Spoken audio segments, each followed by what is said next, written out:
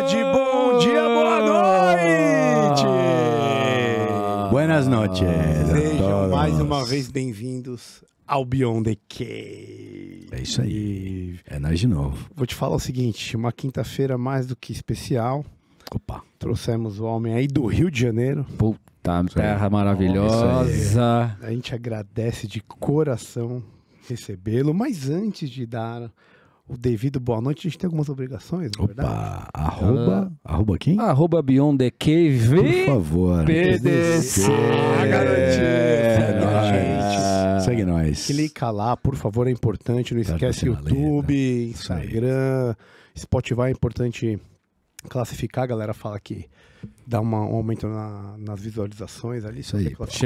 Chega pra mais gente esses papos fantásticos aqui, né, cara? Que coisa legal, né, cara? Legal. E além disso, aí. o que mais tem? Tem o Apoia-se, né? Pá. Vamos, se você gostou, se você viu, se você acha que é legal o projeto, ajuda a gente a mantê-lo, Exatamente. né? Então tem o Apoia-se baratinho, é mais barato. Apoia.se/Beyond. É mais barato que o Flanelinha, cara. Olha a ideia, quanto que é? Ah, cara, R$20 por mês, né? R$20 por mês. E o que você ganha? O que você ganha? Uma dessas belas camisetas. Belas camisetas, algodão Pima, Que mais? o Slim Fit.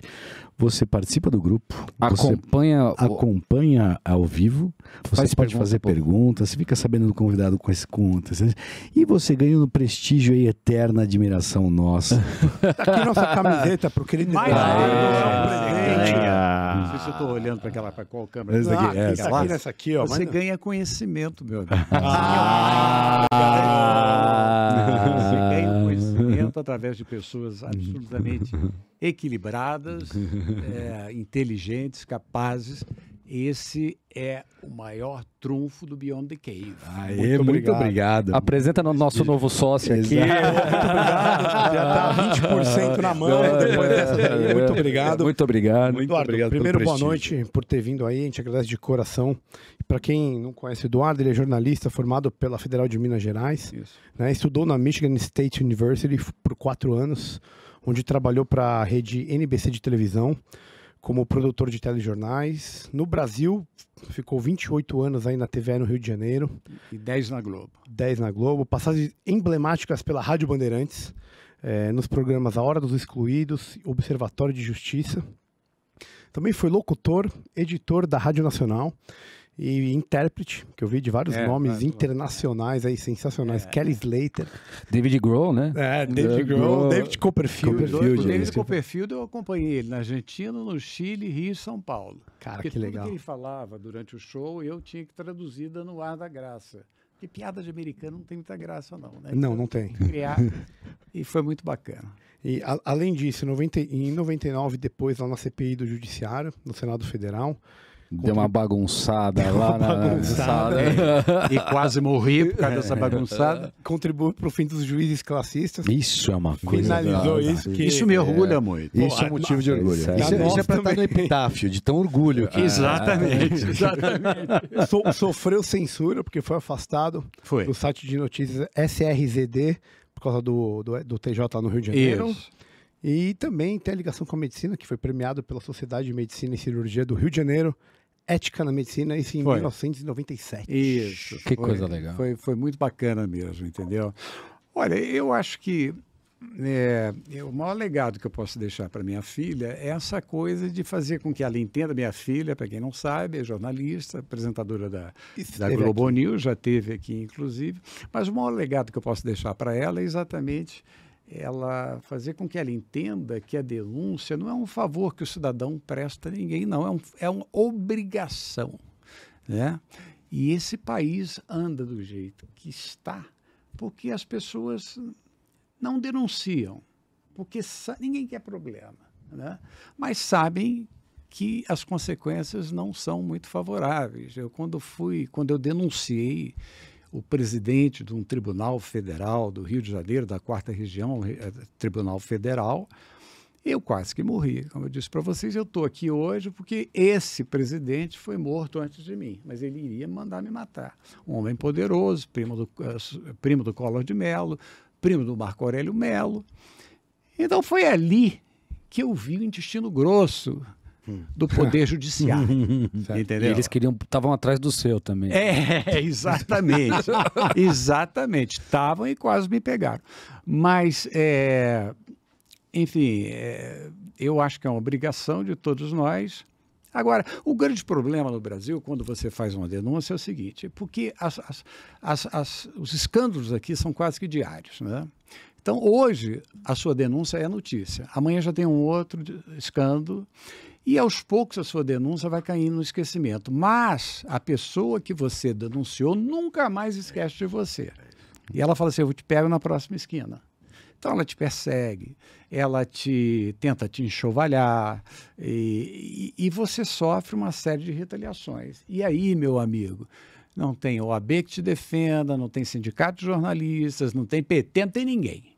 Você não acha que isso é um pouco do motivo dessa falta de denúncia? Antes de entrar nisso, conta um pouco do que aconteceu, para quem não conhece, que tá lá, só para a gente poder ver, porque o que salta aos olhos é a agressão do Estado contra o indivíduo, sem dúvida. Mas se você puder contar um pouco para quem não conhece a história, o que aconteceu exatamente? Eu, como jornalista, eu já tinha feito uma série de denúncias, inclusive contra a maior multinacional transportadora de produtos químicos, uma companhia de navegação aqui de São Paulo. Já tinha feito contra o American Express. Eu já tinha feito uma denúncia séria, porque eu descobri que dentro de um avião da Varig, vindo de Nova York, tinha 180 bilhões de dólares. Entendeu? E aí, de repente, um amigo meu falou, olha, estão precisando de um assessor de imprensa no Tribunal Regional do Trabalho aqui do Rio. Você não quer se candidatar? Eu falei, tudo bem. Você sabe quando pagam muito mais do que você ganha na TV Educativa. Eu era âncora da TV Educativa. E fui lá para saber desse emprego. E com quem eu encontro? Exatamente com o presidente do tribunal, né? Um juiz nordestino e tal. E ele virou para mim e falou, doutor, eu vejo o senhor muito na TV Educativa e tal. O senhor não quer vir para cá? Eu falei, eu estou aqui por causa disso. Então o senhor está empregado. Eu falei, então tudo bem, então o senhor me requisita para a TV Educativa, que é pertencente à Fundação Roquete Pinto, que é do governo federal, e eu venho para cá. E o senhor vai me dar o quê? Aí dá um DAS, só vai ganhar muito dinheiro aqui. Eu falei, que ótimo, então vamos. E aí eu fui trabalhar, como qualquer um de nós iria trabalhar, seus respectivos empregos, né?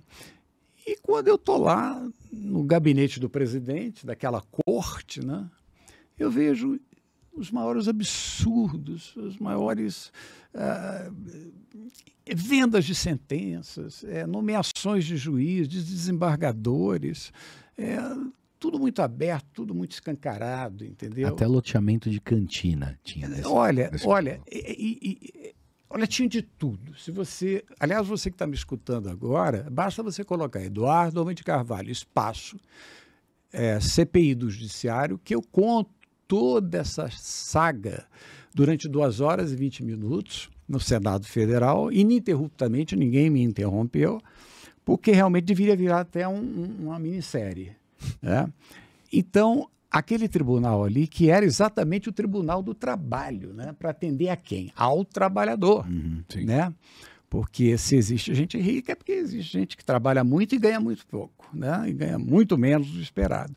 Então, o cara ia para lá para postular o seu direito, e no fim o seu direito era vendido como se fosse um mercado persa aquilo lá. E eu escutando tudo aquilo, eu falei, gente, eu não acredito que eu estou no meio dessa farofa toda aqui, né? Esse homem aqui vendendo sentenças, ligando para o ministro Marco Aurélio, ministro, eu preciso, o presidente, era o primo dele, o Collor de Mello, precisamos nomear fulano. Ou você desce lá no julgamento do 8º andar, esse cabra não pode ganhar 500 mil, porque senão a empresa é nossa amiga, vai ficar com raiva da gente. E eu falei, gente, tudo tem um limite na vida. Eu estou aqui tentando melhorar de vida, ganhar um salário melhor, mas eu não posso simplesmente conviver com isso aqui, né? Me contrataram a pessoa errada. E aí, eu cumprindo com a minha obrigação de cidadão, o que eu fiz? As instrumentos que o jornalista tem, E naquela época não tinha celular, não tinha nada, mas as ferramentas dele era a máquina de retrato, era o gravador, era a máquina de escrever, aquelas coisas todas. Eu pus um gravador no meu bolso e fui trabalhar, porque eu sabia que se eu contasse aquilo para alguém, ninguém ia acreditar, né? Então eu comecei a gravar toda aquela conversa, tudo que eu via lá, as indecências que eu via dentro daquela corte, dentro do gabinete do presidente. E depois que eu reuni uma série de conversas, eu procurei um amigo meu do Ministério Público Federal e falei com ele, olha, escuta isso aqui. O que eu faço com isso aqui? Não pode. A pior coisa que você pode fazer é deixar isso na sua pasta aí. Vai lá no Ministério Público Federal, vou ligar para o promotor tal, você vai lá e faz a denúncia. E eu então fiz a denúncia e o Ministério Público deve ter comunicado ao Jornal do Brasil, porque eu dei esse furo primeiro para o Jornal do Brasil foi lá, tirou foto.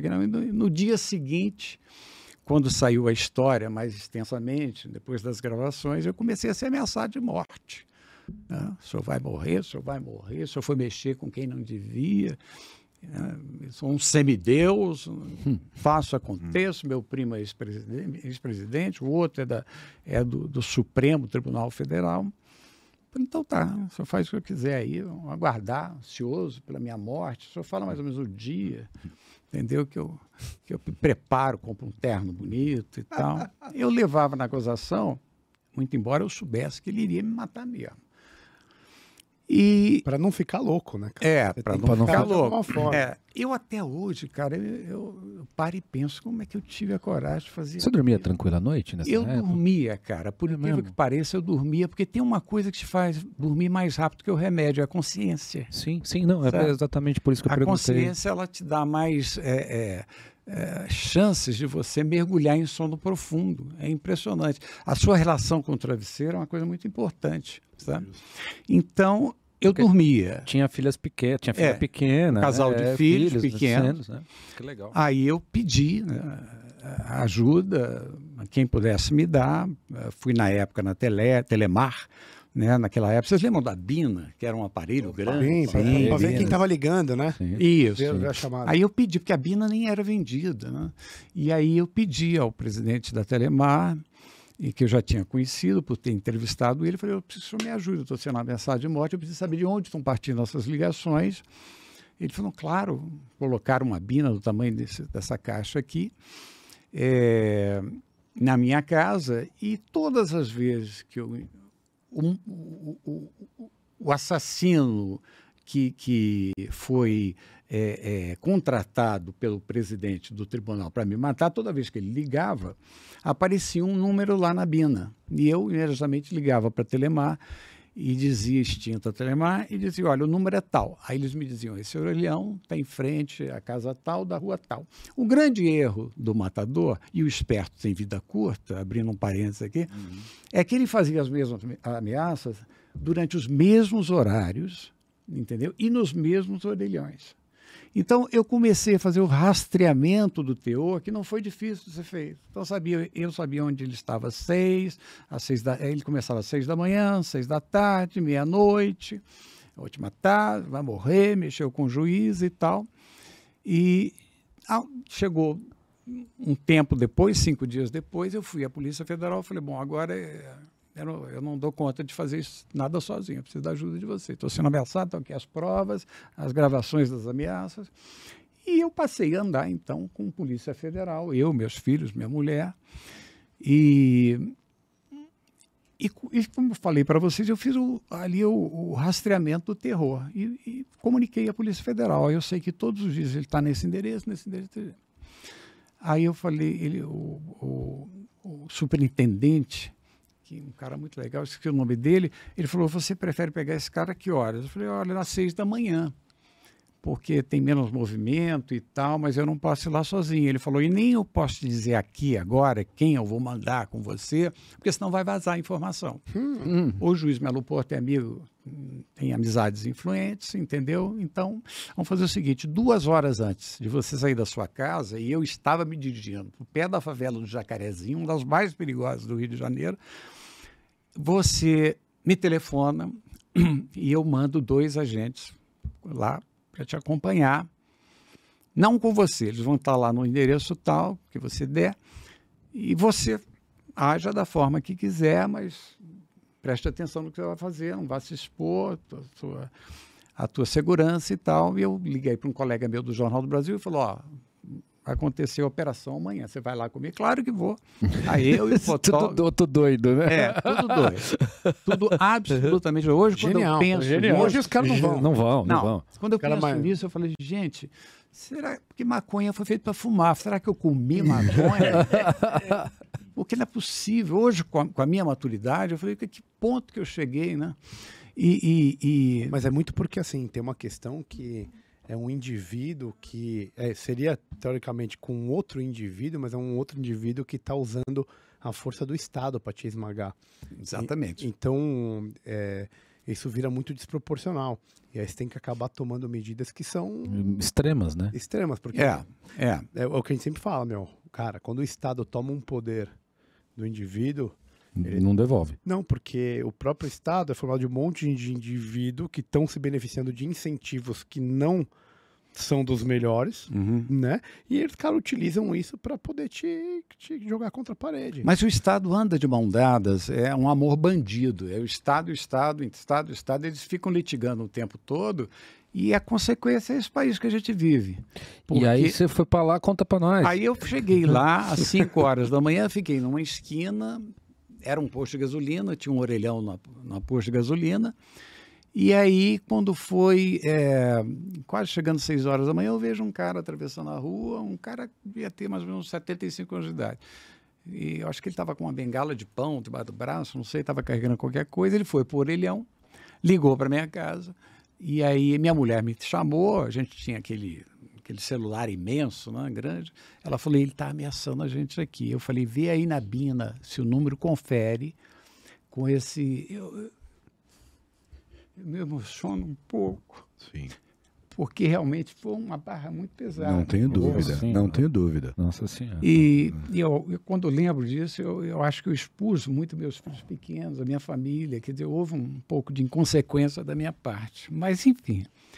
Aí ele foi pro telefone, minha mulher falou, é ele, eu peguei, fui caminhando até ele, bati nas costas dele, olhou para mim e falou, não precisa telefonar, fala aqui para mim, o senhor quer me matar, eu estou aqui, mata agora. E aí, quando eu falei isso com ele, os dois policiais federais se jogaram, o senhor está preso, algemaram, e ele começou a gritar, socorro, o que está acontecendo, socorro. Aí aparece a filha dele na janela de um prédio, o que é isso, papai, para onde vocês estão levando meu pai? Aí o policial falou para... Polícia Federal da Praça Mauá. E aí algemaram o cara, empurraram ele dentro de um carro lá, e eu fui com o carro do Jornal do Brasil, no extinto Jornal do Brasil, e mais esse colega e um fotógrafo, e o cara foi preso, chegamos lá na Polícia Federal, eu estou tentando lembrar o nome do superintendente, mas eu vou falar para vocês, porque ele foi superintendente geral da Polícia Federal na época do Fernando Henrique Cardoso. E, enfim, chegando lá na Polícia Federal, ele ficou numa sala, algemado lá e tal. E aí, daí a pouco, chega a filha dele, né? O senhor trabalha aqui? Eu falei, trabalho, sim, senhora. Pois é, meu pai... veio para cá, está preso aqui. Eu falei, eu estou sabendo a história com jornalista. É isso mesmo. Pode falar um pouco mais alto, por gentileza? Não estou escutando bem. Meu pai não... Foi mandado pelo juiz lá, o Melo Porto. Eu falei, pai, não faz isso. Eu falei, pois é, mas não vai dar nada não, só pode ter, não vai dar nada não, só espera um pouco, porque o superintendente está chegando, o delegado está chegando e tal, o seu nome, aí ela me deu e eu gravando a mulher, e aí chega o delegado da Polícia Federal, na mesma hora já tinha um representante, um advogado, um dos mais renomados do Rio de Janeiro. Entendeu? Olha o peso do Estado em cima do... Não, mas aí é o peso da influência política. Não, exatamente. A minha filha já ligou, meu pai tá lá, já ligou. Pegaram meu pai. Faz uma força-tarefa para não deixar esse... Desculpa. Não, pelo contrário, você me lembrou de um fato importante. Quando essa moça chegou e ficou lá do meu lado, eu dizendo que trabalhava ali, daí a pouco chega o superintendente, ela se levanta e fala, olha, eu quero falar para o senhor que o advogado tal está vindo para cá, porque o juiz Melo Pôde já ligou para o Supremo. Você vê, isso às 6 horas da manhã, 7h30. E já mandaram, né, falar o nome, porque o doutor Clóvis Sayone. E um dos advogados mais badalados do Rio de Janeiro, mais caros. E daí a pouco paga-se uma fiança e o cara vai embora, né? E eu me sinto com o dever cumprido de ter denunciado o cara, mas aí chega o day after, que é o grande problema, sabe? Eu não quero com isso desencorajar ninguém, não, pelo contrário, mas eu acho que eu agi muito sozinho, eu até uso esse termo, eu fui muito autista, porque eu achava, eu não tinha ideia com quem eu estava lidando. Não. Você andava armado? Não andava armado e eu achava que eu tinha uma proteção. Eu achava que eu era um imortal, um super-homem, sei lá o que passava pela minha cabeça. O fato é que eu me senti muito aliviado quando eu saí da Polícia Federal, me sentindo com o dever cumprido. E acredito em vocês, se eu estou aqui hoje, vivo, foi porque o presidente do tribunal que eu denunciei morreu com 5 tiros na cabeça na Avenida Brasil. Ninguém sabe por quê, nem como. Não, o cara bonzinho. O cara bonzinho. Gente fina. E ninguém procurou saber também. Eu dei graças a Deus, que Deus o tenha e o mantenha, entendeu? Então, acabou-se a história de eu morrer, porque o assassino de aluguel estava na cadeia, quer dizer, já tinha sido liberado, mas né, a partir do momento que você expõe a situação, aí você vira um presunto caro. Sim. Sabe? Porque até então, se você... É o que eu costumo falar um negócio, você ficou sabendo de qualquer coisa, a pessoa sabe que você sabe, denuncia. Porque é a única defesa que sobra para você. Mas, em compensação, é muito escândalo que tem nesse país, né? Todo dia você escuta um escândalo pior do que o outro. Então, aquela denúncia que eu fiz, que qualquer um faz, ela acaba caindo no esquecimento. Só que quem você denunciou nunca mais esquece de você, né?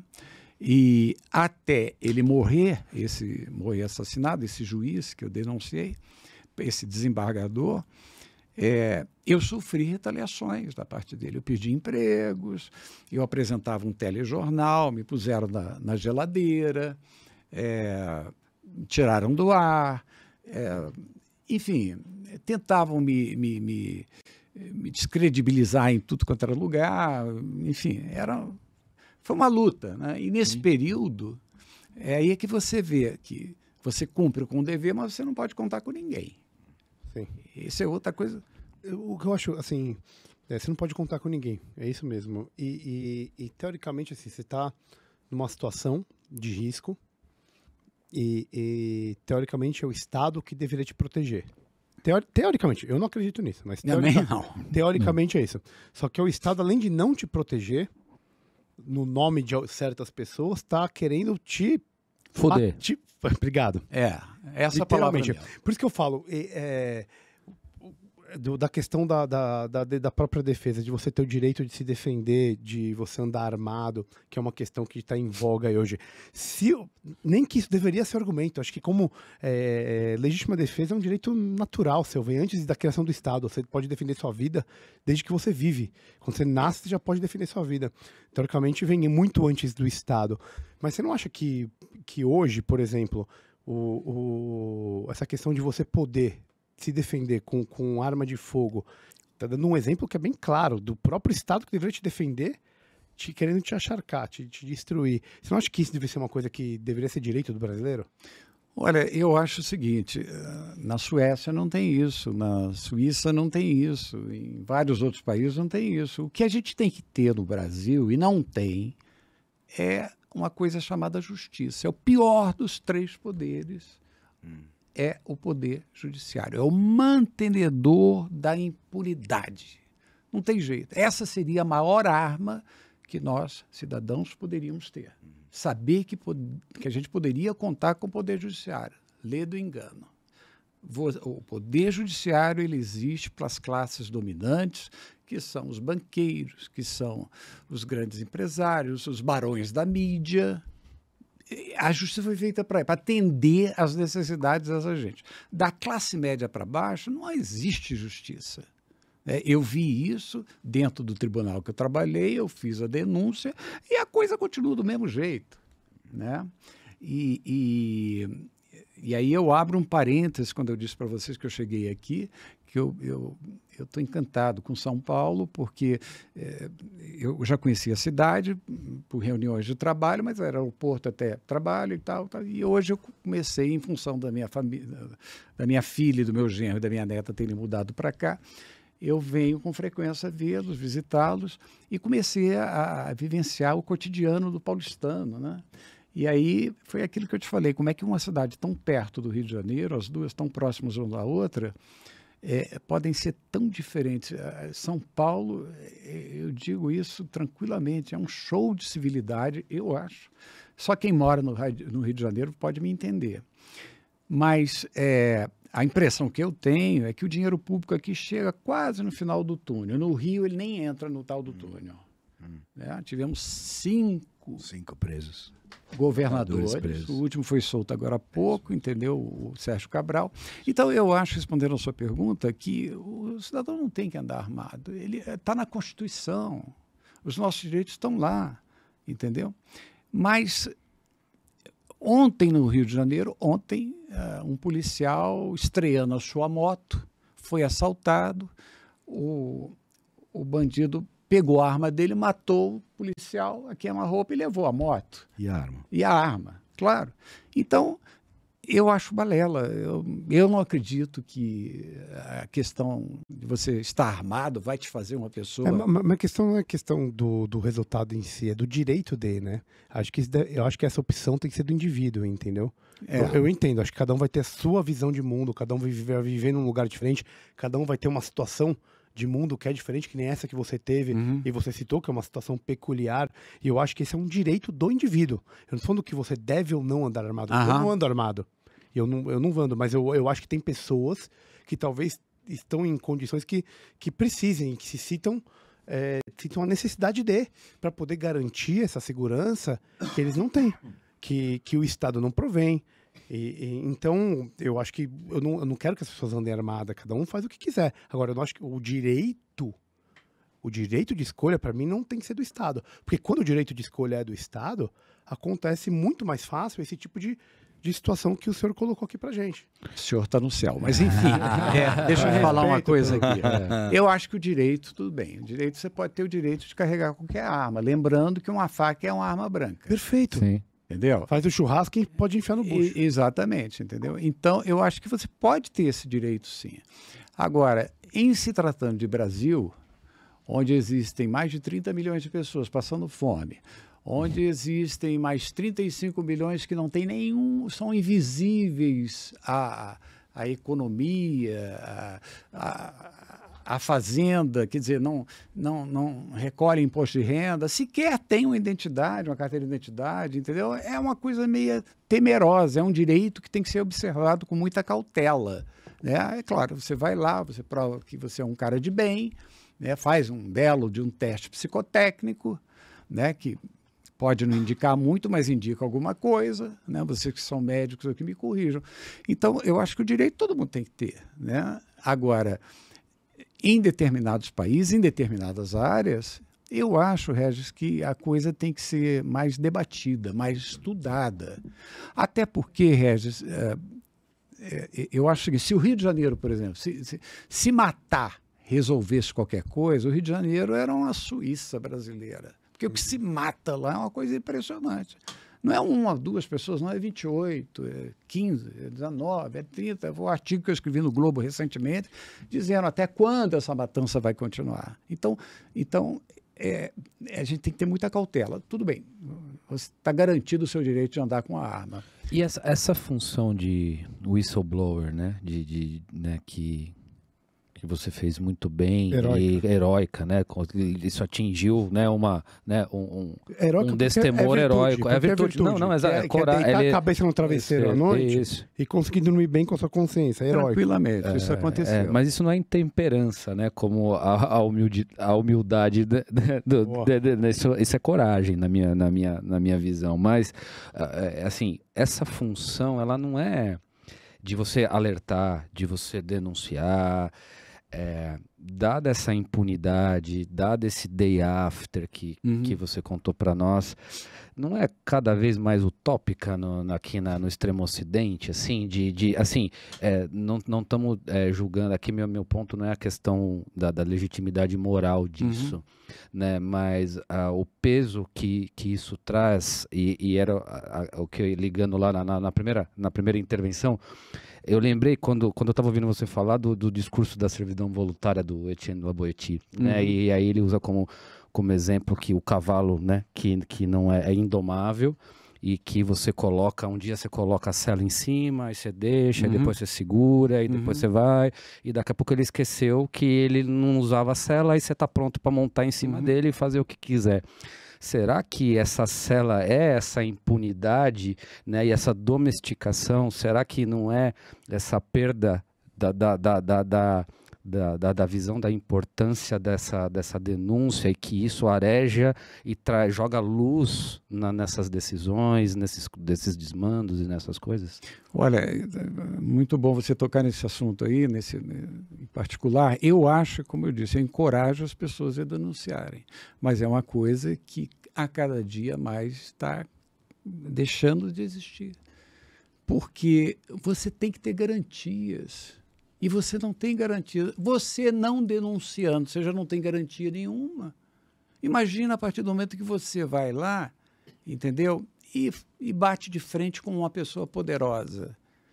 Quer dizer, é um negócio meio contraditório estar dizendo isso. Não, vão em frente e denunciem. Ao mesmo tempo eu digo, olha onde vai você está se arder. metendo. Vale a pena ou não vale? Pensa duas vezes. Porque o Estado, ele não te dá a menor cobertura.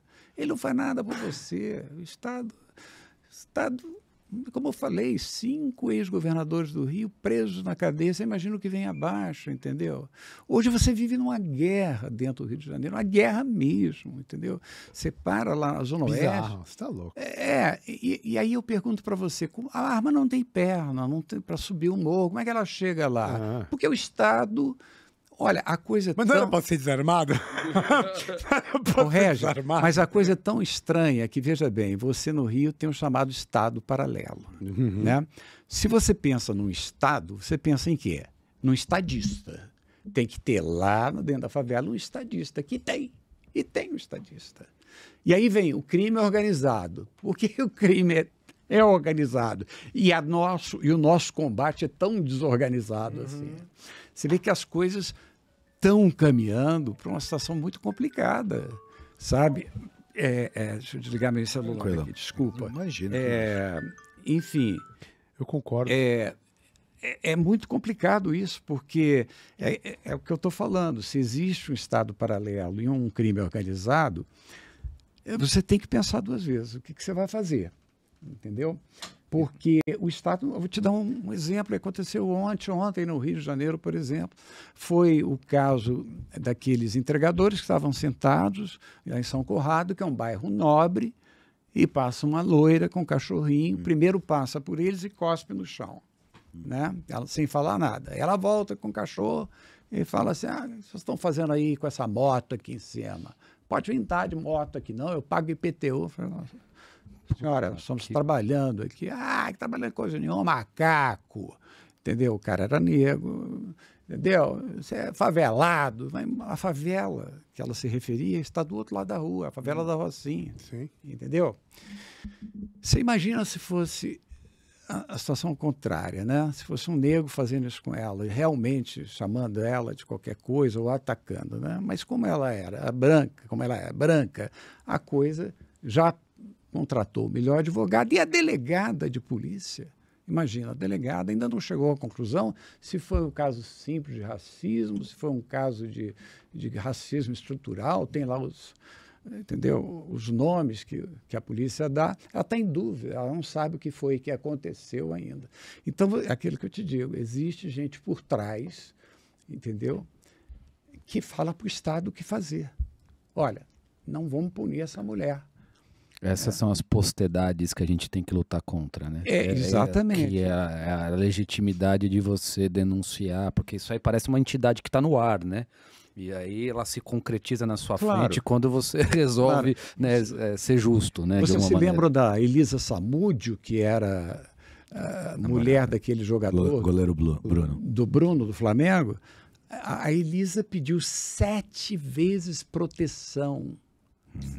7 vezes. Ela foi diante de uma juíza, a juíza nunca deu proteção a ela. A melhor coisa era ela ter 2, 3 oitão em casa, velho. Sério, nesse caso. Essa era a melhor coisa. O Regis, eu concordo com você, sim. Por exemplo, se fosse o meu filho que estivesse na frente do Dalai Lama, e o Dalai Lama mandando ele chupar a língua dele, eu diria, manda você se chupam aí, mas tira o meu filho dessa jogada. Você é um pedófilo, bandido. Não tem outra explicação. Não tem esse negócio de monastério aqui. Não. Você é um bandido. Entendeu? Eu diria na cara. Agora, tem muita gente que não sabe agir dessa forma. Sabe? E eu não poderia nunca carregar um trejotão na minha cintura. Entendeu? Porque, diante de certas situações, eu acho que a minha reação seria nada favorável a mim. Porque eu acho que só Deus sabe a hora que a gente tem que morrer. A gente não pode fazer justiça com as próprias mãos, entendeu? Não, sem dúvida não. Ao mesmo tempo, né, quando a coisa esbarra frontalmente em você, um filho, uma mulher, etc. e tal, aí você tem que crer muito em Deus e começar a rezar, e já está um pouco tarde para mim, entendeu? Então... Tem que ter ataraxia. A ataraxia. Você tem que ter a tal da ataraxia, a serenidade. É isso. Entendeu? Agora, uma coisa é a seguinte, eu entendo, o cara tá lá, chupou, bizarro, né? Coitado, o cara tá com demência senil, provavelmente. Não, é vagabundo mesmo, nasceu daquele jeito, sabe? Já deve ter chupado muito outros lá dentro, não vem com esse papo, não. Agora, eu lembrei do Henry Sobel, não sei se você lembra. Claro. O Henry Sobel foi pego roubando gravata. Sim. E ele estava numa fase já deteriorada. Ele era um defensor de direitos civis, lutou na época da ditadura. Eu não sei o quanto na idade ele... Porque até então não consta nada sobre o Dalai Lama. Pode aparecer agora 15 crianças que agora são adultos de 30 anos de idade falando a mesma coisa. Ou não. As 15 crianças podem existir, sim, devem existir até mais, mas elas não terão coragem de dar um passo à frente. Hoje, eu conversando com um jornalista, colega meu, judeu, eu disse para ele assim, vem cá, como é que vocês reagiram diante da questão do Rabino Henry Sobel? Bom, a gente tem lá as nossas maneiras de conduzir o problema, mas no primeiro instante a gente deu toda a proteção. Lá por trás a gente falou com ele que ele não devia ter feito aquilo.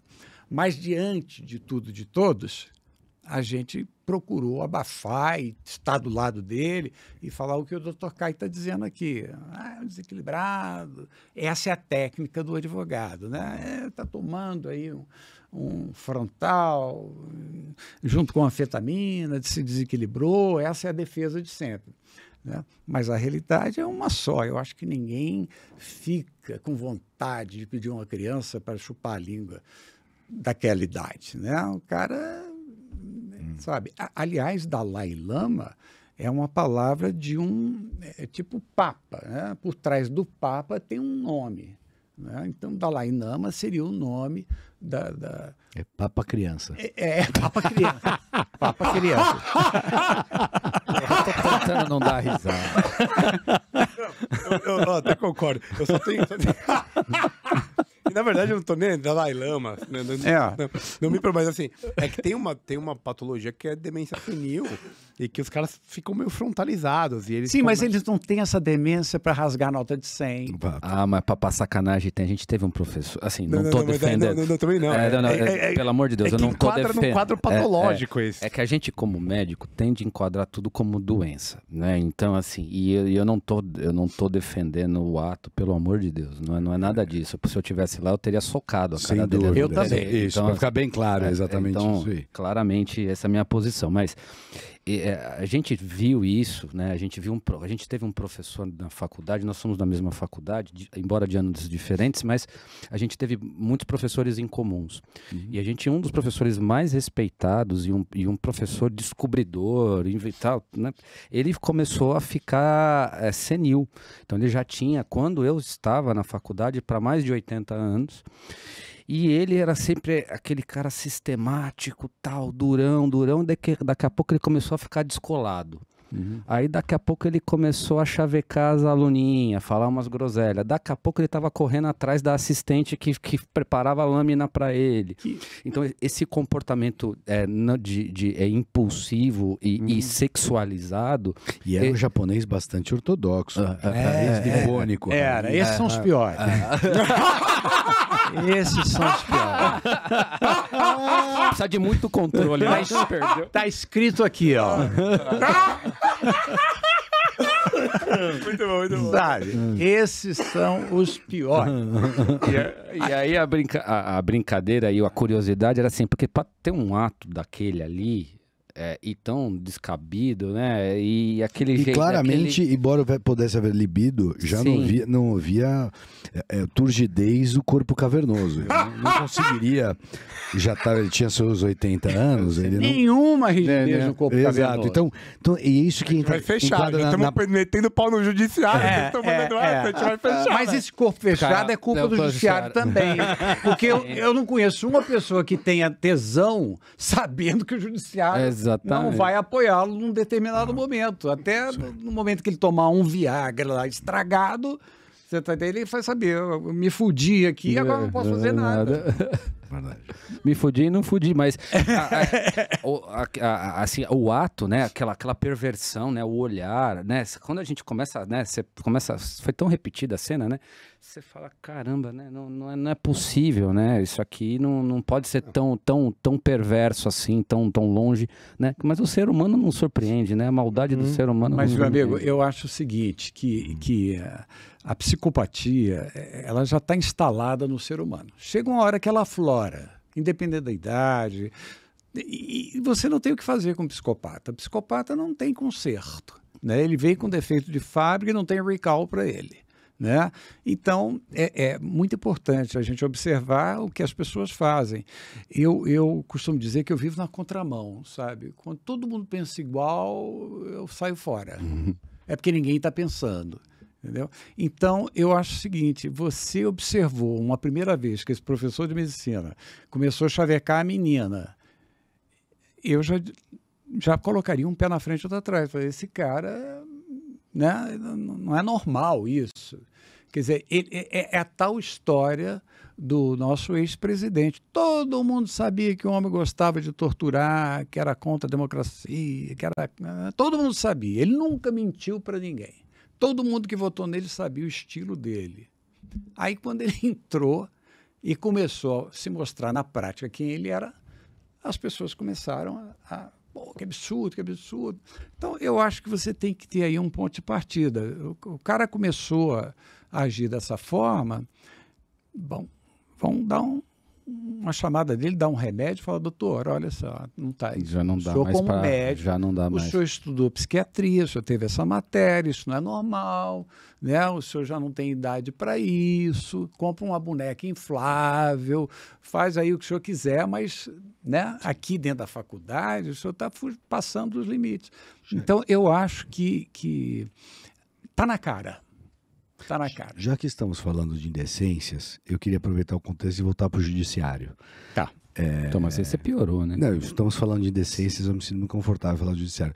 Eduardo, você falou uma coisa muito boa, que ele é o pior dos poderes. E só de uma perspectiva da dinâmica política, são pessoas não eleitas para qual não tem recall. Uhum. E cuja a pena capital é uma aposentadoria integral compulsória. Como é que você vê a expansão do ativismo, porque é um ativismo militante, político, vibrante,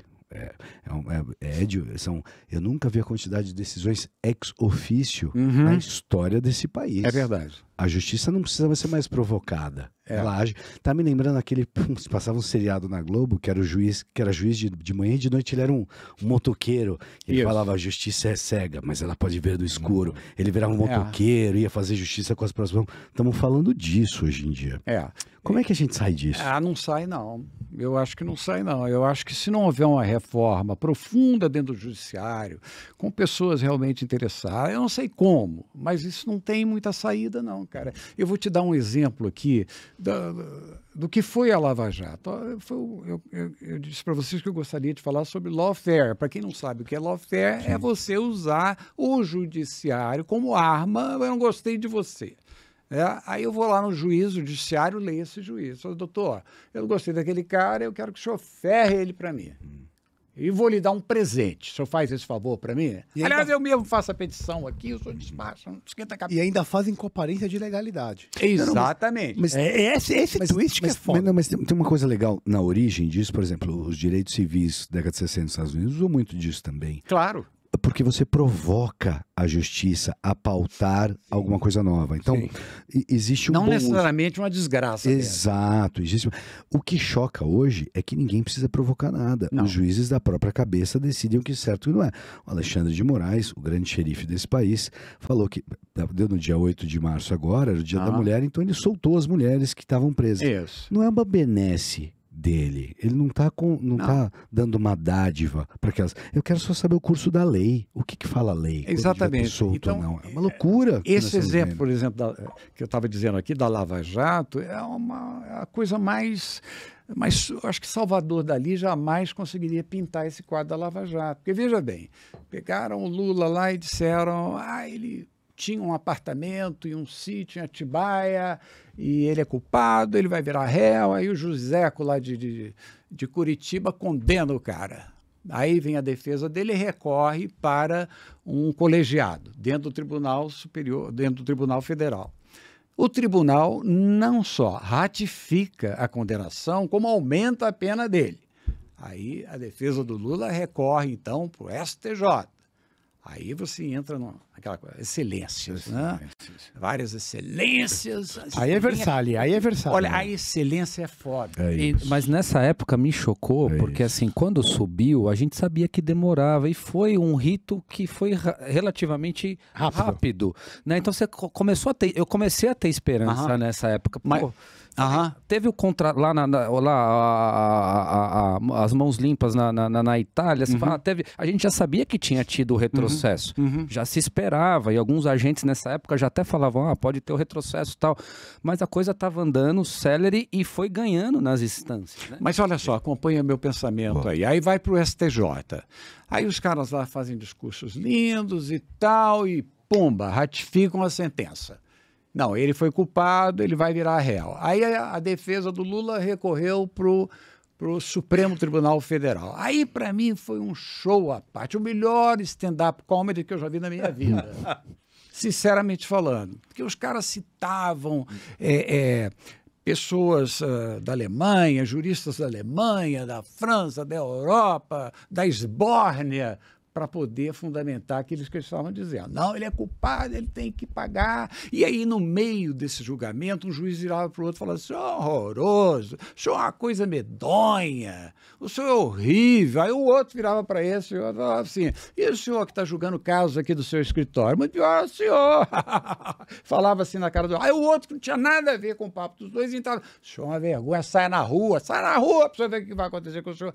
Aí eu assistindo aquilo, eu dizia: meu Deus, eles estão se difamando, eles estão se injuriando.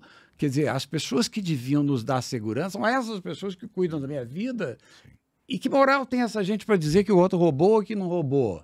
Entendeu? Então você começa a perceber que o negócio já estava descontrolado, a coisa ficou descontrolada. Aí mantiveram a condenação do Lula, o Lula foi preso, prenderam um monte de gente importante, o dinheiro foi repatriado, e aí elegemos o tal do como é que ele chama? O Fonseca aí, o ex-presidente, esqueci o nome dele. Michel Temer? Não. Não, o atual ex. O Bolsonaro. Fonseca. É que ele não fala nem o nome, pô.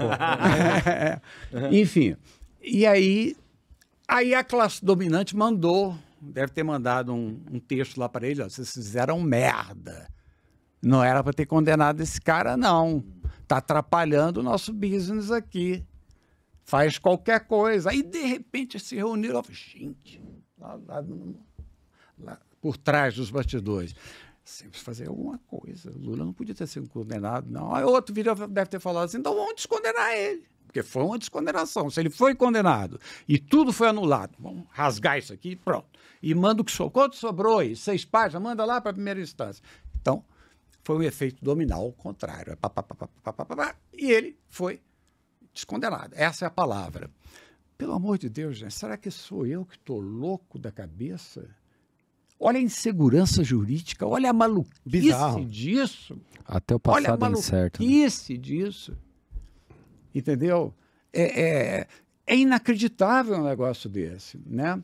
Então, o Lula, graças a Deus, chegaram agora pro Barroso, reconheceram que ele era inocente e agora ele tornou-se mais uma vez, pela terceira vez, presidente do Brasil e daqui a 100 anos ele será lembrado. Muito mal, né? O nosso ministro aí que você falou, o Alexandre de Moraes... Cabeça? O Cabeça, ele fez um belo papel aí diante do eminente golpe, ele agiu corretamente. Vamos ver só até onde vai esse amor dele com o atual governo. Entendeu? Porque ele sabia que se houvesse golpe, o dele também estava na reta.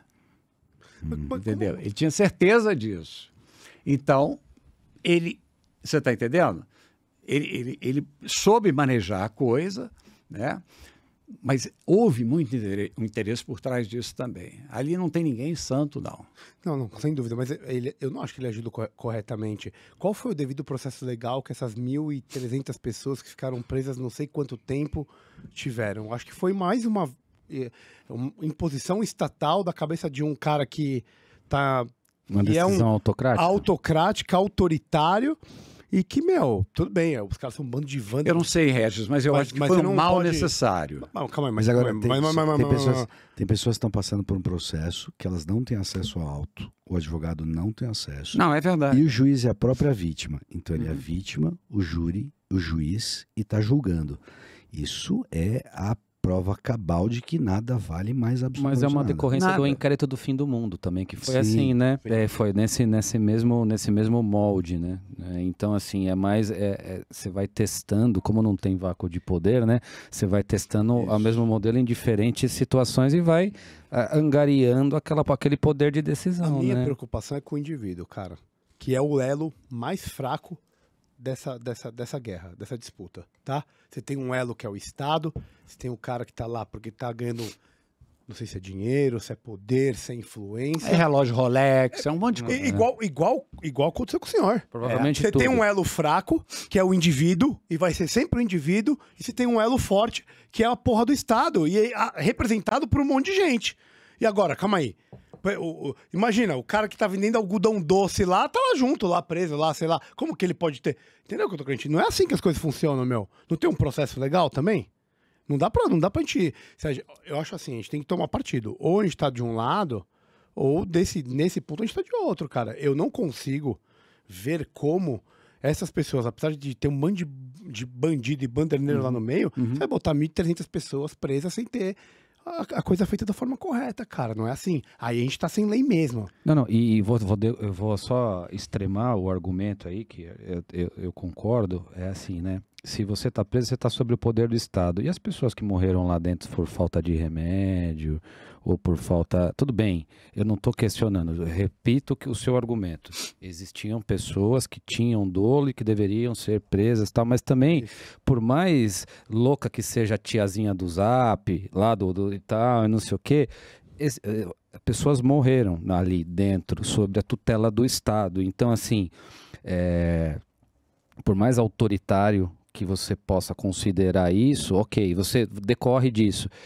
Provou que estava errado, porque sob a tutela do Estado morreram pessoas ali, né, independentes, sem julgamento e que estavam, né, perderam a sua liberdade e morreram privadas de sua liberdade. Isso para mim é muito grave, independente da construção e tudo mais. Olha, vocês observaram aqui que quando eu contei da minha denúncia do juiz, eu chorei aqui. Você vê que isso me traumatizou até nos dias de hoje. Já tem 25 anos que isso aconteceu. Agora você imagina que não tem uma família, que não tem uma estrutura, que não tem uma universidade. Um emprego. Como é que fica essa história, entendeu? Então, eu concordo com o que vocês estão falando sobre esse assunto, da forma que vocês estão falando. Mas, por outro lado, vocês que são médicos, não existe nada na medicina chamado mal necessário. Entendeu? Quer dizer, como é que ia se fazer? O devido processo legal, as pessoas entraram, badernaram, quebraram tudo. Então, o que a gente vai fazer? Nós vamos começar com o processo, com a morosidade da justiça. Quer dizer, é um negócio muito difícil de se chegar a uma conclusão, Regis. Como é que vai ser isso? Porque se deixasse... Olha, o Bolsonaro só não ganhou essas eleições por duas coisas. Pela maluquice do Roberto Jefferson, que apareceu... E da Carla Zambelli. E da Carla Zambelli. Na véspera das eleições. O homem jogou duas granadas. Será? Ele jogou duas granadas. Duas granadas, entendeu? Foi pau a pau, né? Ah, mas cara... Foi pau a pau mesmo, né? Aí o povo falou, não, peraí, nós estamos diante de malucos aqui. O cara está jogando granada na Polícia Federal e a outra está puxando o trabuco dela em pleno Jardins de São Paulo e atirando num negro lá, pá, deite no chão, eu te mato. E aí questionaram a Carla Zambelli, mas a senhora está na véspera das eleições. Eu não vou seguir isso, não. Se está contra mim, eu não sigo. Verdadeiro faroeste, cara. Então, se deixasse... Porque eu vou te falar um negócio, a grande maioria dos bolsomínios...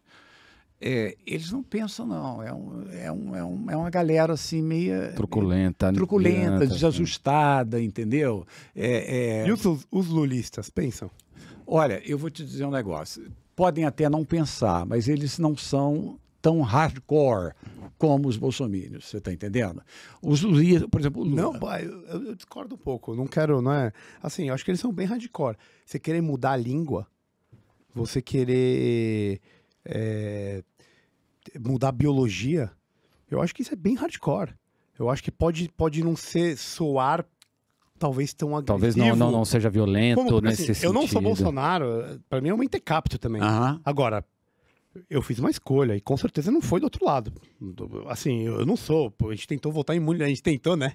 Tentamos pra caralho não cair nesses caminhos. Mas eu acho que o outro pode não ser agressivo do que você está falando, mas é bem hardcore. Mas eu vejo muito hardcore, inclusive economicamente hardcore. Mas, Regis, aqui no Brasil, tudo é assim. Dos piores foi o melhor. Não existe um bom. Não existe... A minha opção não era Lula. Eu acabei votando nele para tirar o outro. Mas a minha opção não era o Lula. Eu voto por Asco. Eu gosto muito dessa definição. Acho que a gente acabou votando pelo Asco ao outro lado. Você tinha que fazer uma escolha porque você tinha menos... Exatamente. Era isso que eu ia falar. Era isso que eu ia falar. Agora, a eleição foi definida no não ódio. existe ali, nem nunca vai existir. Quando eu digo que o Bolsonaro é hardcore, é porque ele não tem vergonha de se posicionar diante de temas absolutamente vexatórios, sabe? O petista já é mais cauteloso, pode fazer a mesma coisa. Mas o Lula passou fome, pau de arara, lutou, foi presidente do sindicato. Ele tem noção do que seja fome. Ele não sabe o que é aquele jogo de brilhantes e Rolex. Ele não tem a menor ideia do que seja aquilo. Ele até assumiu, quando ele deixou a presidência, ele falou, eu ganhei lá do Zuma da África uma poltrona de ouro. Ele até falou isso, se vocês lembram. Eu não tinha onde guardar. Mano, eu gostaria de ter essa fé, cara. Que não dá valor, velho. Eu acho que mas o que eu quero dizer para você é o seguinte, não tem, gente. A gente tem que escolher o menos ruim. Mas eu acho que isso é desde Deodoro da Fonseca. Não tenha dúvida. Não mudou nada. Não tenha dúvida. A gente pôde escolher, e Deodoro não foi uma escolha, fato. Sempre foi o menos pior. E a gente não saiu do getulismo ainda, né? É só tipos de getulismo diferentes, né? Exatamente. Mas eu pego só essa belicosidade, porque eu acho que tem uma parte, eu não vou chamar de lulista, eu vou chamar de esquerda, enfim, hardcore. Se pegar agora o que está acontecendo agora nesse mês, com as invasões do MTST, que acabou de voltar, são pessoas que são armadas, vão quebrar a Embrapa, tomar a empresa, entrar na fazenda do Fernando Cardoso. Você não vai ver bolsonarista, e eu não estou passando pano porque tem por causa da Carla Zambelli e o Roberto Jefferson, que você acabou de dar excelentes exemplos. Mas você vai encontrar do pessoal da esquerda mesmo, e vem desde os movimentos sindicais. Eram quem quebravam as fábricas, eram quem realmente queria que a coisa... Lógico que vai entrar na discussão se valia, tudo no seu tempo, né? Era o Zeitgeist, era o espírito do tempo daquela época. Mas aí você veja, por outro lado, que não tem o MST, mas tem o carimbo ilegal, gente. Os caras descartavam mercúrio lá.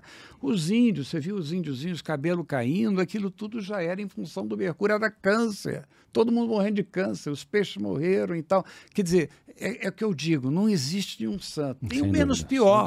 Santo não tem. Sem dúvida. Tem o menos pior. Agora, num país onde você não tem justiça, você eleva esse menos pior ao quadrado. A gente fica meio perdido. Mas eu acho que um país que não tem propriedade privada e liberdade de expressão, ele não pode ser um país. Não, claro que não. Então, e pelo que eu tenho percebido, não é de hoje, obviamente, a gente vê toda a história, como a esquerda se constituiu, desde a Revolução Russa, eu não consigo ver nenhum apoio à propriedade privada e nenhum apoio à liberdade de expressão. Que é o que você está falando do MTST, que a gente está falando do nosso querido Cabeça lá no STF. E esse capitalismo de compadrio aí, né? Exatamente. Para mim, o mal maior, ele tá quando você está atacando liberdade e propriedade privada. Então, para mim, esse mal, ele é maior do que essa coisa asquerosa que o Bolsonaro às vezes representa. Que eu também concordo em vários momentos. Mas o mal maior, que é a fundação lockeana da sociedade, né? Para mim, propriedade privada e liberdade. Regis, eu pergunto a vocês, a nossa Constituição, os caras lá vivem falando isso, são os guardiões da Constituição. Gente, os três itens mais importantes da Constituição, que é o Estado, a obrigação do Estado, da saúde, a escola... E segurança. Segurança e habitação. Nada disso é respeitado. Nada disso é respeitado. São os 4 itens, talvez, os mais importantes. As pessoas não têm escola, as pessoas não têm saúde, as pessoas não têm habitação e não têm segurança. A segurança já é um derivado dessa situação. E aí eu não entendo como é que vem um governo de esquerda que quer mudar o marco do saneamento para impedir a iniciativa privada de entrar para prover esgoto. Isso é louco. E eu estou indo nessa métrica que eu gosto muito que você falou. Quer dizer, o básico. Vamos fazer o Estado, faz o básico. O Estado não tem que fazer petróleo necessariamente. Claro. Que não possa, mas não é uma coisa necessária. É necessário que ele dê boa educação, minimamente. Minimamente. Entendeu?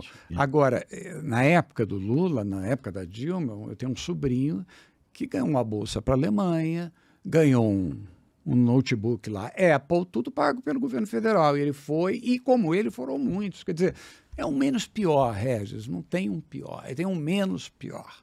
Sabe o que é? Então, eu acho complicado. A questão da Constituição, por exemplo. Aí a gente falou da saúde, habitação, etc. Aí vem a questão dos juros. Né? A Constituição está lá escrito, na Constituição de 88, que os juros não podem ultrapassar 12%.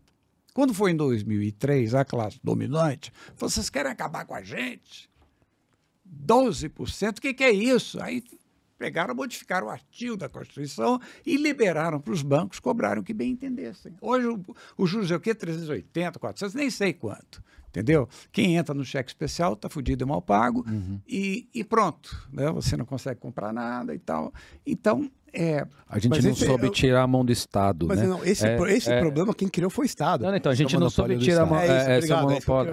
Porque você resolve tirar isso abrindo para mais gente. Verdade, exatamente. Esse problema é o monopólio do Estado. Porque por causa do monopólio do Estado, você tem 5, 6 bancos. E com 5, 6 bancos, os caras fazem isso e você consegue botar os juros na casa do caramba. Se você tivesse competição e menos Estado e liberdade econômica e não controle estatal, que é o que o PT quer fazer com o país, isso não aconteceria. Não existe um mágico de uma varinha mágica mágica que chega lá e fala assim, não, os juros vai ser 12%, ou os juros vai ser 5%. Não é assim que funcionam as coisas. Não é assim. Então, nenhum país do primeiro mundo é assim. Então não tem como isso, não tem como o Estado, que é o que o PT quer fazer, controlar a economia a esse ponto. Esse tipo de intervenção estatal é o que acaba com a economia. Por isso que eu concordo com 100%, mas eu discordo. Eu acho que o outro lado era melhor. Eu discordo que eu acho então, que o outro Regis, aqui cabe uma pergunta. O que fazer, Regis? Boa pergunta. Olha até aqui. porque, né, foram 100 dias já aí, né? Né? Não, então, eu te pergunto, qual é a solução? O que fazer? É o voto? Coisa nenhuma, que são todos farinha do mesmo saco. Entendeu? A única saída plausível seria a justiça. E nós não temos a tal da justiça. E educação. Educação, claro. Educação. Porque Mas cara se a que tá lá... justiça não diz, entendeu? Vai ter que ter tantas universidades, vai ter que ter escola gratuita. Ela não diz isso. Está escrito na Constituição, ela não diz. A única saída seria através do Poder Judiciário, que é totalmente ineficaz. Deixa eu perguntar uma coisa, já que a gente voltou para o Judiciário. Como que você acha? Quem que vigia os vigilantes? Esse é um problema que a gente tem, né? Eles são os vigilantes. Né? São eles que estão dando as regras, eles que estão interpretando a Constituição da forma que lhes agrada, do jeito que é cabível. Onde está a contabilidade? Onde que está a contabilidade? Teoricamente, deveria ser o Senado Federal, que deveria exercer... A Câmara deveria fazer esse papel de contraponto com o Judiciário. O que você propõe de solução? Como que a gente pode jogar esse jogo? Uma questão que, inclusive, o Moro... Ele coloca a questão do fim do foro privilegiado. Não só o Moro, bom galera, mas ele que trouxe atrás, quando teve aquele pacote das 10 medidas, lembra disso daí? A gente entrevistou gente aqui que achava que isso como candidato e tal, que era uma medida importante para diminuir, né? Isso, para poder resolver esse problema. O que você acha disso? Eu acho o seguinte, vocês aqui já fizeram um levantamento para saber quantos deputados e senadores respondem a processo por corrupção, por roubo, por estelionato? Já fizeram esse levantamento? Olha só, uma campanha para senador não fica em menos de 10 milhões de reais. Se você somar os anos trabalhados dessa gente, não chega a isso. Fica na metade do caminho. Então, tá aí. Quem é que são as pessoas? Quem são os vigilantes? Os vigilantes, lamentavelmente, é a gente que acredita na mentira, elege o candidato e ele vai legislar para ele próprio.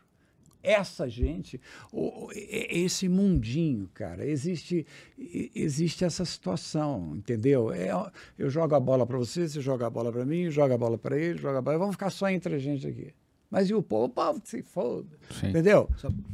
Isso me lembra, eu sempre faço essa comparação, eu não espero que acabe de forma tão trágica, mas isso me lembra muito a história da Revolução Francesa. Você tinha 3 estados, o primeiro estado eram os nobres, o segundo o clero, posso estar enganado, o primeiro e o segundo, mas eram os 2 primeiros, e o terceiro estado era a plebe, era todo mundo que era o resto. Sim, e foi a plebe que cansou disso. Isso, e eles ficavam entre eles fazendo essa exata coisa que você falou. Exatamente. Não, tem que falar com o clero, e o clero com o nobiliário falou, olha, nós não podemos, então sobrou para vocês. Então, até o ponto onde que eles se revoltam, e eu não estou falando levar ninguém à guilhotina, mas até o ponto onde não há esse nível de revolta, de denúncia, de mudança, continua esse jogo de comadres do privilégio. Claro. Aliás, a palavra privilégio vem daí. Eles tinham privilégio, eles eram julgados de forma diferente, tinha uma lei diferente. Privilégios, uma lei privada. Que falou a lei sou eu? Não foi? L'État c'est moi. Luís XIV falou, Luís XIV, Estado sou eu, L'État c'est moi, exatamente. E essa daí, eles tinham exatamente isso, eles tinham uma lei só para eles, uma lei para o resto e uma lei para eles, porque eram nobres do clã. Então, e é isso que acontece, essa excelência que você muito bem falou, Eduardo, o cara se chama de excelência. E fazendo as falcatruas mais ordinárias. Mais ordinárias. Aí ele ganha o carro, o cargo, o apartamento funcional, penduricalho, ajuste, aluguel, paletó, tudo mais aquilo. Ele é inimputável, ele tem fórum privilegiado, ele tem direito a falar assim, cara, não tem como. E ele não perde a boquinha nunca. E a família é tudo de assessor, né? Os assessores são todos os Agora, familiares. o Tribunal de Contas, como é que pode? Todos os casos colocaram as mulheres nos tribunais de contas. Olha só, ontem, falando nesses dois assuntos judiciário e essa questão aí de como é que faz, como é que corrige, ontem eu estava conversando com uma pessoa com relação a essa atitude dessa mulher com os entregadores, que foi ali no pé da favela da Rocinha, que segundo consta abriga 300 mil pessoas, e a pessoa me fez essa pergunta, como é que conserta isso, Eduardo? Foi o dia que a favela descer em peso. Aí conserta, que aí a gente cai lá na Revolução Francesa, entendeu? Chega, não queremos brioche, não queremos porra nenhuma, a gente quer ser gente, viver com dignidade. Mas a Rocinha não vai descer, porque tem um crime organizado, tem um estadista lá, você está entendendo? Então, a coisa fica como Dantes em Quartel de Abrantes. Outra coisa que eu queria falar com relação a isso... Mas a ideia seria descer para quê? Descer e quebrar tudo. Eu posso estar soando maluco. Mas estilo revolução, assim? É tipo revolução. Não tem outra solução. Mas a Revolução Francesa gerou o quê? Gerou uma França livre, cara. Uma França livre com Napoleão Bonaparte? Não, quando eu digo livre, foi estágios de liberdade, né? Porque sem sangue, suor e dor, você não faz nada. Vocês que são médicos aqui, como é que eu ganho musculatura? Fazendo exercício com o braço. Se você não exercitar o teu direito de indignação, você não consegue nada. O que eu acho que o Regis está falando é que o problema da Revolução Francesa, e a gente conversa disso muito aqui, e o contraponto é a Revolução Gloriosa, a Revolução Inglesa. Ela tira o rei, acaba com o rei sem acabar com o regime. A Revolução Francesa acaba com o rei, os nobres e o regime. E aí você tem muito tempo de caos. Então a doideira de uma guinada conservadora, a gente gosta de pensar como conservadores, é como é que você muda sem quebrar todo o mecanismo. Porque a gente vem, de certa forma, o governo militar foi também uma ideia. Getúlio Vargas também foi. E eu não acho que a gente vem saindo melhor de cada golpe enquanto o Brasil. Acho que a gente vem cada vez virando mais uma decadência. Revolução de 88. Aquele cara, o Disraeli, que foi. Benjamin Disraeli. Que foi da Rainha Vitória lá, foi o braço direito dela. Sim. Deixou uma frase que eu acho muito importante. O povo tem que ter a vontade dos canalhas, é uma coisa mais ou menos assim. Povo... É a hora dos corajosos terem a mesma audácia dos canalhas. Então Como é que ele lembra uma porra dessa? É a hora dos homens de bem. Não, é a hora dos homens de bem. Momento camarão, manda. Chegou os homens de bem tem que ter a mesma audácia do que os canalhas. In English, motherfucker. Entendeu? Então tem que haver uma audácia, tem que haver uma indignação, mas não é de um, não é de dois, não é a galera Deixa eu perguntar uma coisa. Quer dizer, assim. Pode ser maluco também. Não, é absolutamente. O Regis estava falando dessa atitude conservadora e tem pessoas que são afeitas a isso, é isso que a gente entende aqui e tudo mais, mas e a gente também falou aqui de ataraxia, né? Então, para aqueles que para que não são afeitos a essa atitude conservadora, seria o cinismo filosófico. Né? A chave da busca para essa ataraxia, para você ter essa calma e conseguir atuar, ter sua vida, ser funcional, trabalhar e tal, uma certa insensibilidade. Qual seria o caminho? Seria o cinismo filosófico. De Compostela. Eu prefiro. Porque eu sinceramente não vejo outro caminho não, gente. Eu não quero soar pessimista, mas eu sou realista, eu estou vendo o que acontece. Eu estou vendo que o pobre está cada vez mais pobre, o rico cada vez mais rico, entendeu? Os interesses, a falta de honestidade se agigantando, como dizia o Rui Barbosa, entendeu? A mentira se agigantando, a justiça não existindo. Então, é muito difícil eu cravar aqui o que eu acho sobre isso, a não ser dizendo o seguinte, a união faz a força. Então, que desça todo mundo... Entendeu? E cobra, queremos fazer o que há 300 anos foi feito na França. E já então que a lei aí fora, né, é que o que o de cima sobe e o de baixo desce, o que é uma vida boa? Olha, uma vida boa, primeira coisa, saúde. Você tem que ter saúde, né? Então, a primeira coisa para você ter uma vida boa é ter saúde. A segunda coisa, você ter um relacionamento muito legal com o seu travesseiro. Dormir tranquilamente e dizer assim, olha, eu estou cumprindo com o meu papel. Porque o dia que aquele trem passar para me levar, Eu quero falar para o maquinista lá, peraí só um minutinho. Deixa eu saber aqui, eu me tornei uma pessoa melhor, eu ajudei, eu contribuí. E é o meu fim, eu estou acabando? Não estou acabando, eu vou morrer. Morrer é uma coisa, acabar é outra. Então, maquinista, estou subindo, me leva. Então, eu acho que o importante, né, é você ter uma consciência leve, a consciência de que você exerceu o seu direito de indignação, que você... não é empatia, não, porque empatia é aquela coisa assim, eu posso ter empatia por você, mas eu fico aqui te olhando, coitado do Regis, coitado, entendeu? Mas eu não fazia nada. Você tem que ter compaixão. Porque na compaixão, você estende o braço para o cara que está no buraco. Tem uma perninha que sai da compaixão, que chama gentileza. Fala, me dá sua mão aí. Vamos lá, vamos sair, porque existe algo mais beyond the cave. É por aí, entendeu? Então as pessoas têm que entender que está muito em voga, fala, você não tem empatia, você não tem resiliência, o cacete, sabe? Para com isso. Assertividade. Você está entendendo? Não, isso tem que acabar, você tem que entender que o ser humano não é um pedaço de carne. Os operadores de saúde fazem com seus aliás, esse é um outro exemplo que eu gostaria de dar, né? Todo mundo viu aí o que aconteceu durante a pandemia, que a operadora de saúde, a Prevent Senior, né, foi protagonista de fatos assim absolutamente lamentáveis, né? E até hoje ninguém foi punido. Quer dizer, foi sim. A única pessoa que foi punida nessa estrela toda foi a defensora das vítimas, foi a advogada dos médicos que deram um passo à frente e resolveram denunciar a Prevent Senior, entendeu? E ela foi vítima, a doutora Bruna Morato foi vítima de um baita lawfare, porque a Prevent Senior falou assim, nós temos que mexer com a nossa imagem, temos que melhorar a nossa imagem aqui. Como é que faz? Vamos procurar o juiz lá. Doutor, a gente tem que dar uma ferrada nessa advogada aqui para ela tomar jeito. Manda logo 300 mil em cima dela de condenação. Porque só para recorrer ela vai precisar de 12 mil. Tem que depositar 12 mil para fazer o recurso.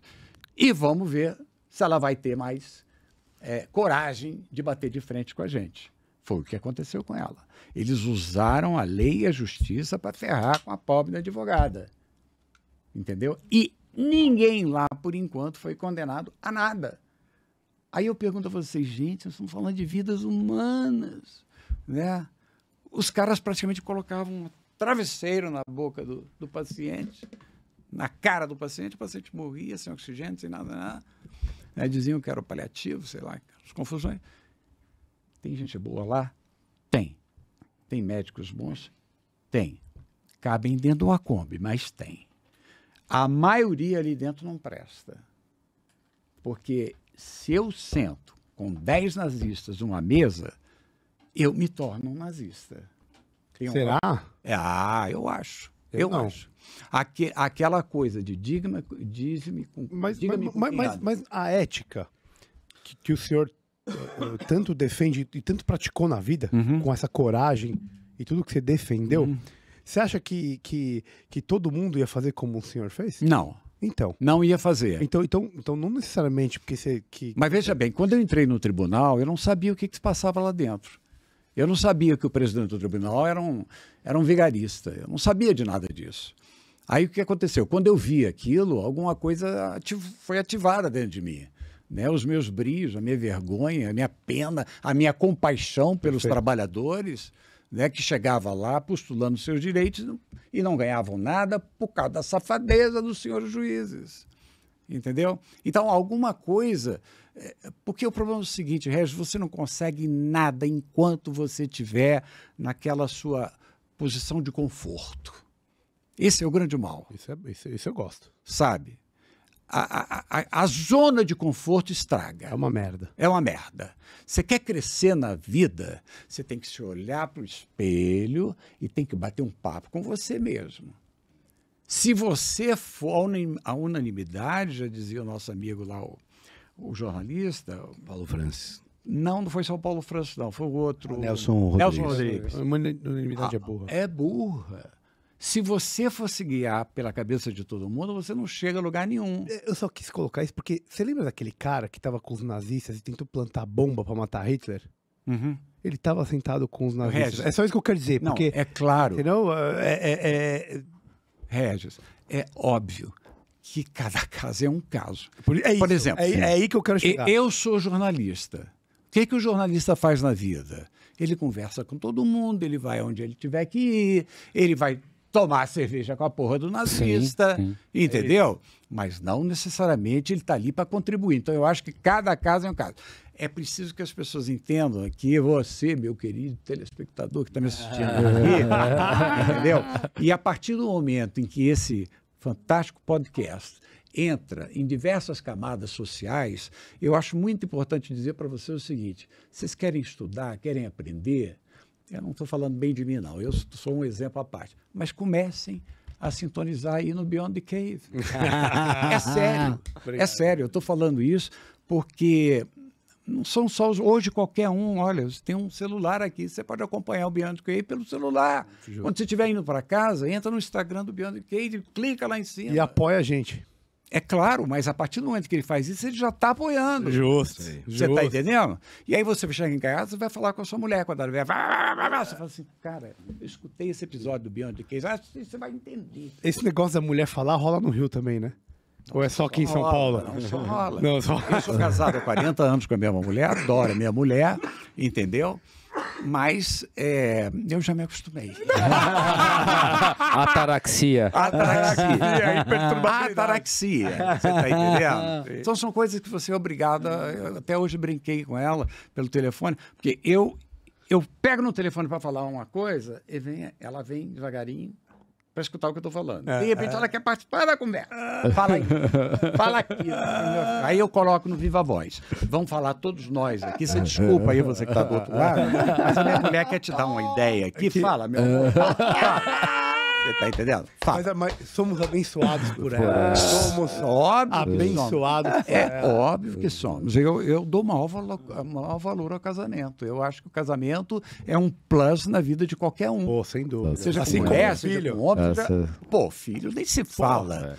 No meu caso, por exemplo, a minha filha, que esteve aqui com vocês, é a evolução da espécie, a evolução da minha espécie. Genial.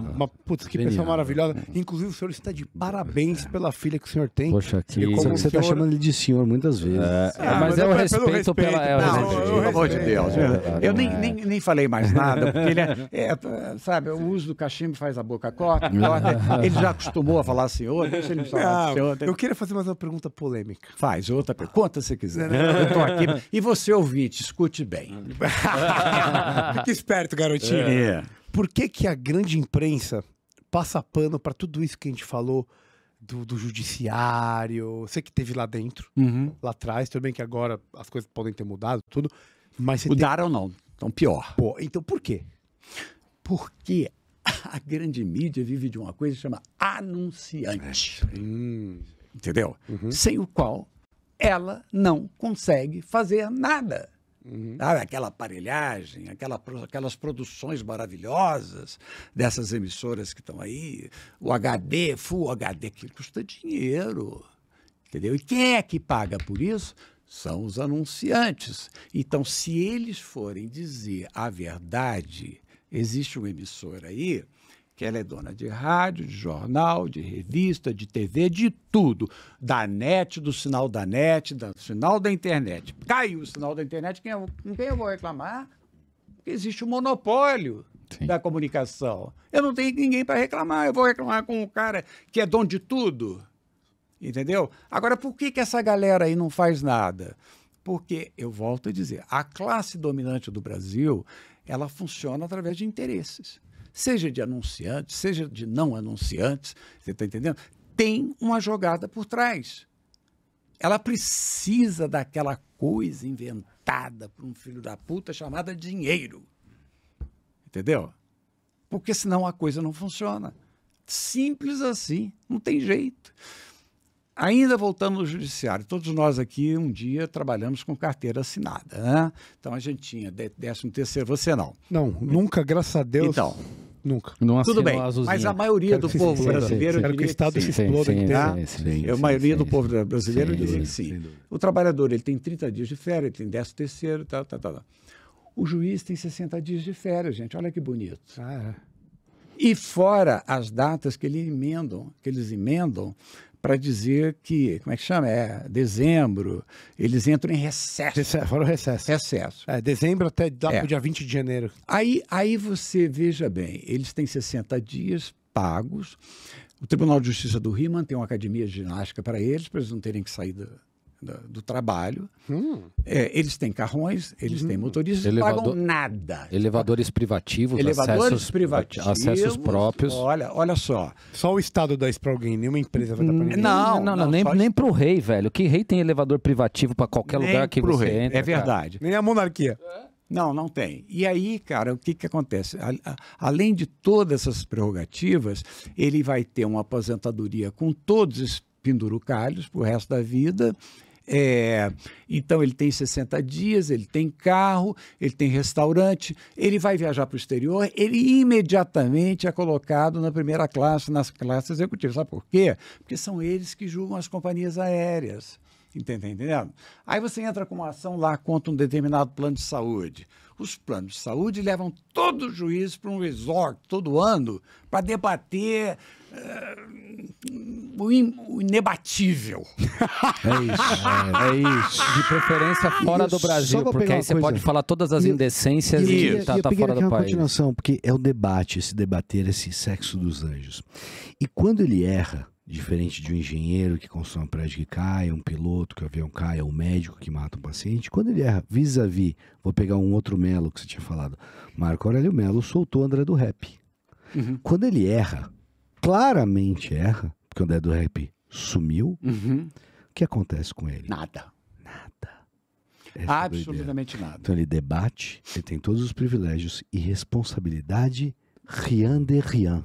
Tem nenhuma responsabilidade. Rien de rien. D'accord.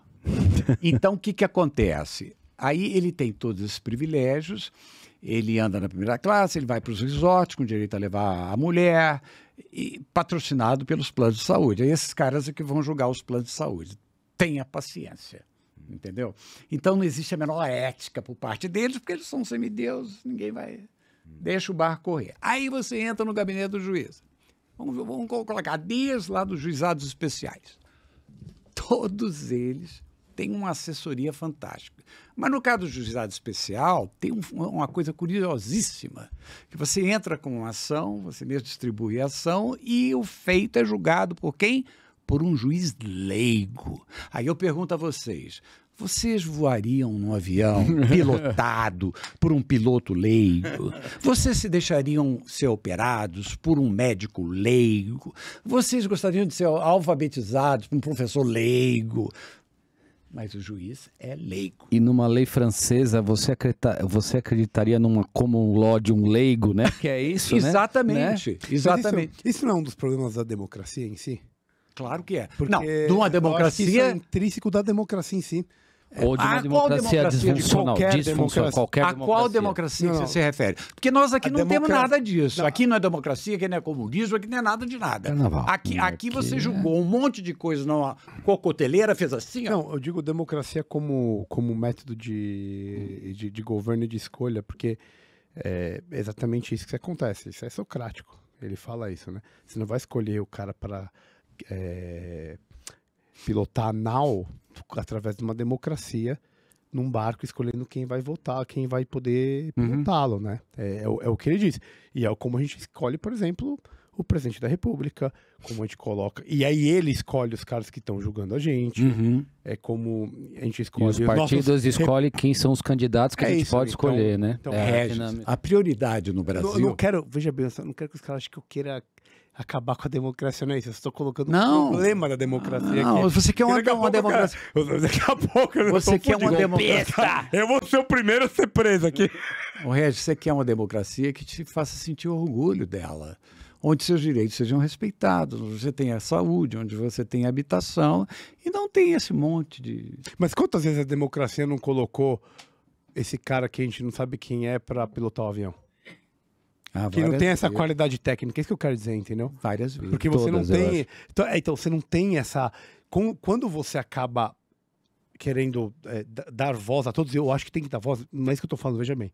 Uma consequência de acontecer isso, de você esparramar dessa maneira, é que você não consegue ser profundo o suficiente. Os caras que votaram... É tão triste que os caras que votaram no Tiririca acabaram levando o Tirulipa. É verdade. Nesse nível. Nesse nível. O cara leva o Tirulipa e o Cascatinha.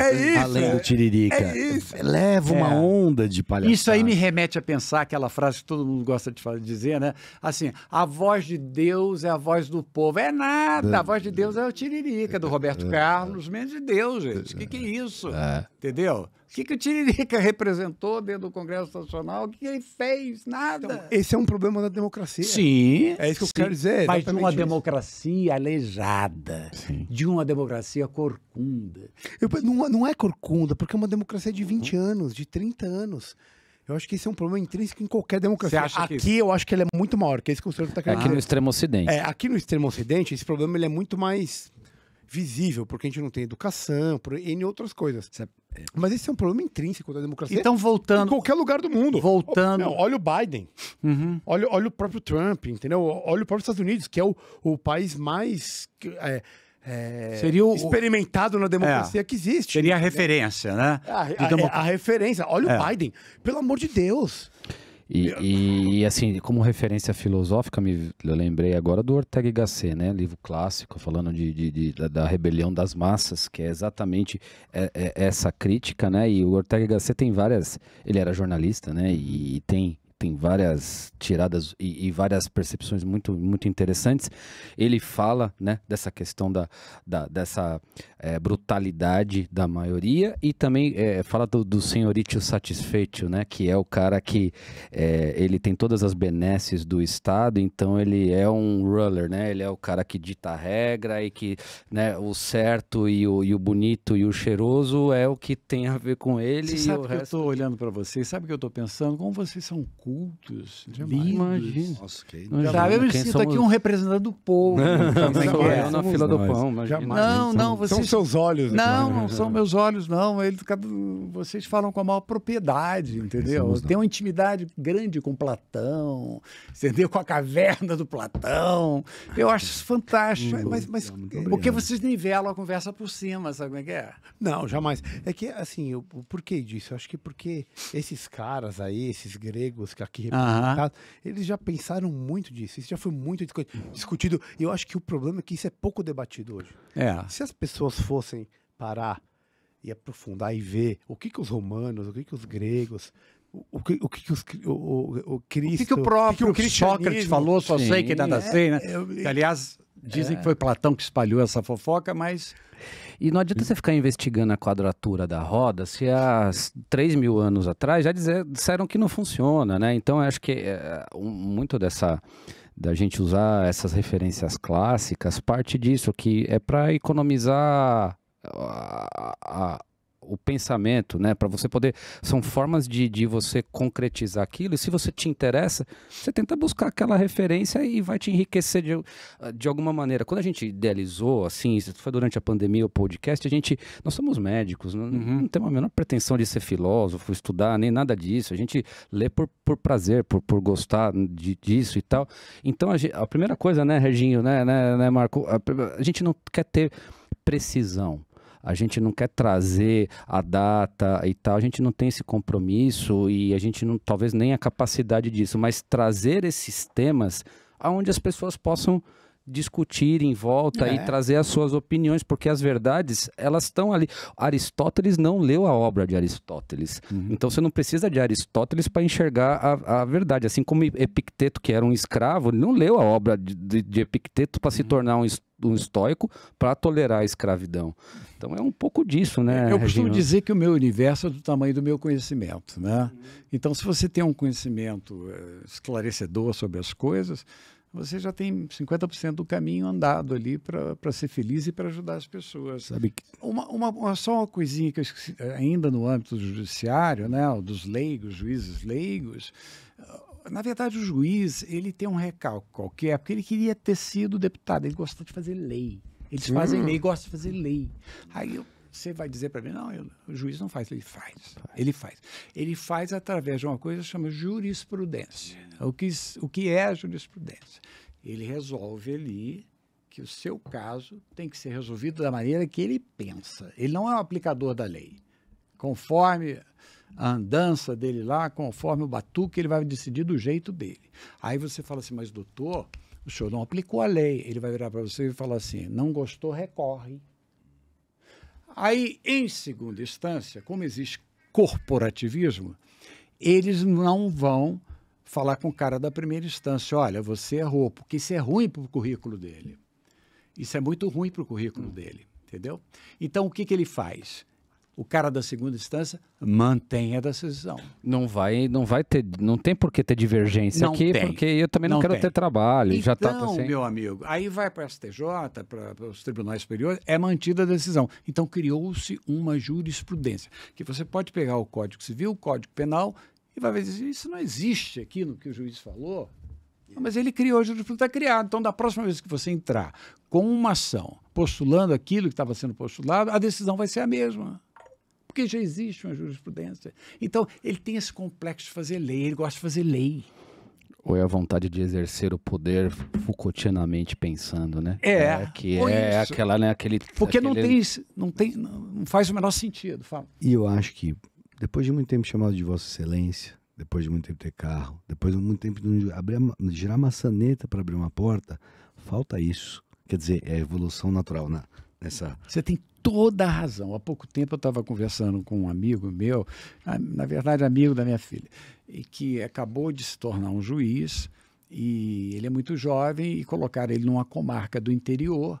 Então ele estava contando que ele estava na praça lá do interior, uma cidadezinha pequena, e que de repente ele olhou para trás, tinham 6 policiais, né? Aí o cara da PM, o chefe dele, chegou para ele, doutor, eu soube que o senhor é juiz aqui da comarca, então eu coloquei essa gente aqui só para a segurança do senhor.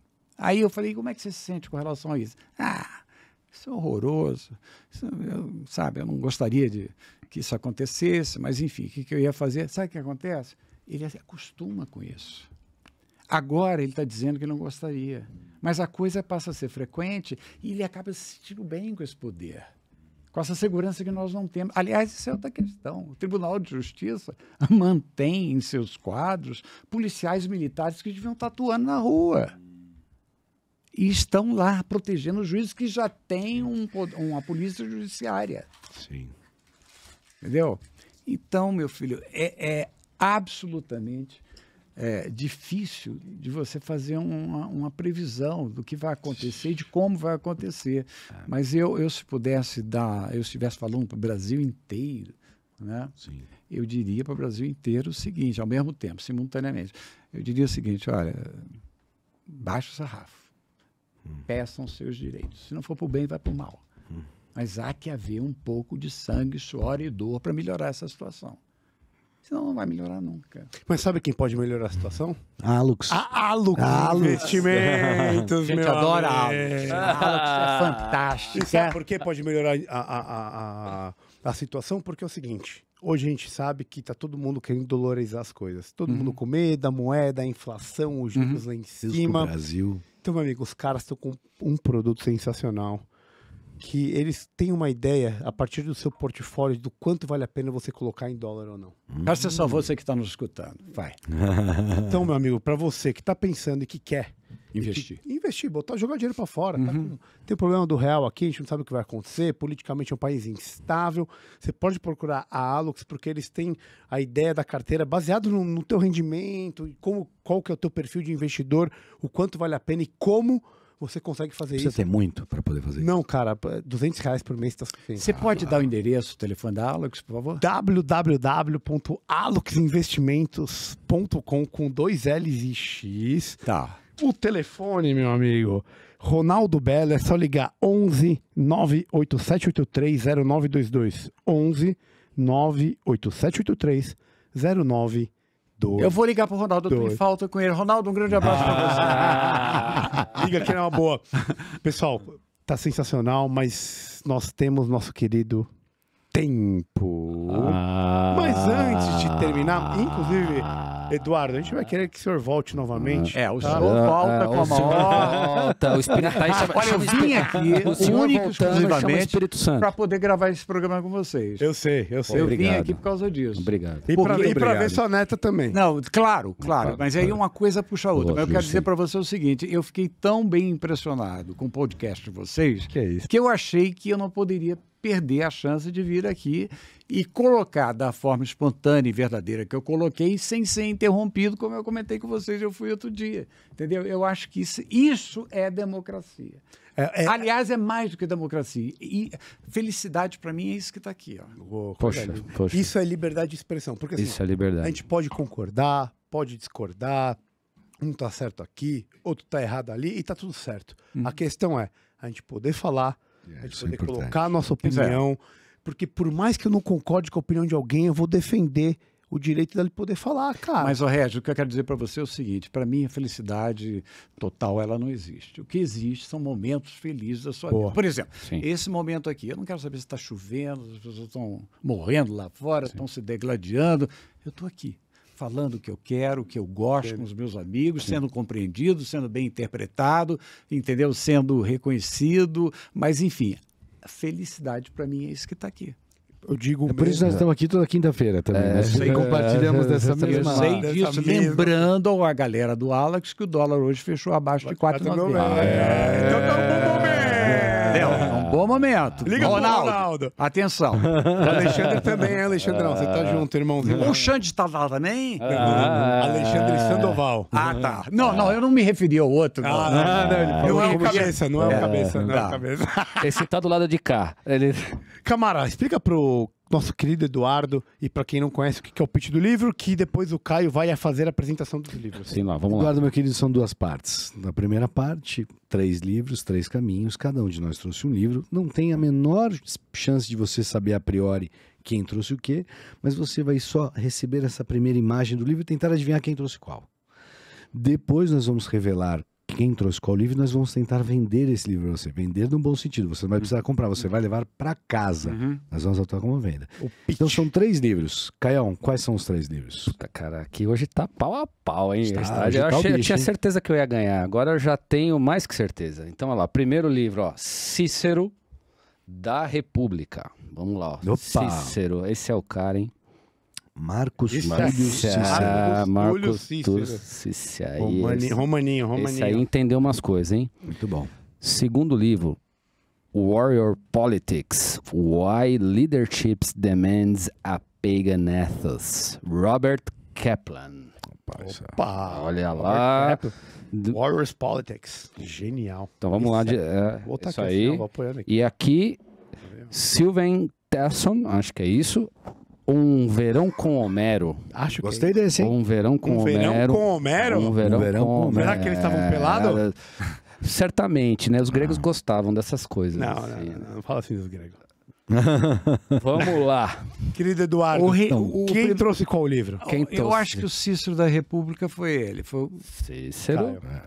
Que é bem parecido com ele. Sim. O Perseguidor das Políticas aí, o Warrior Politics, vai para você. Para mim? Reginha. Você tem certeza? E eu fico no verão do senhor. Homero. O maior. Homero. Você... Pelo que eu observei aqui, você tem tudo a ver com Warriors Politics. Você tá certo numa boa parte disso. Eu hei de concordar com o senhor. Muito bom. Mas Mas o senhor errou! Aê!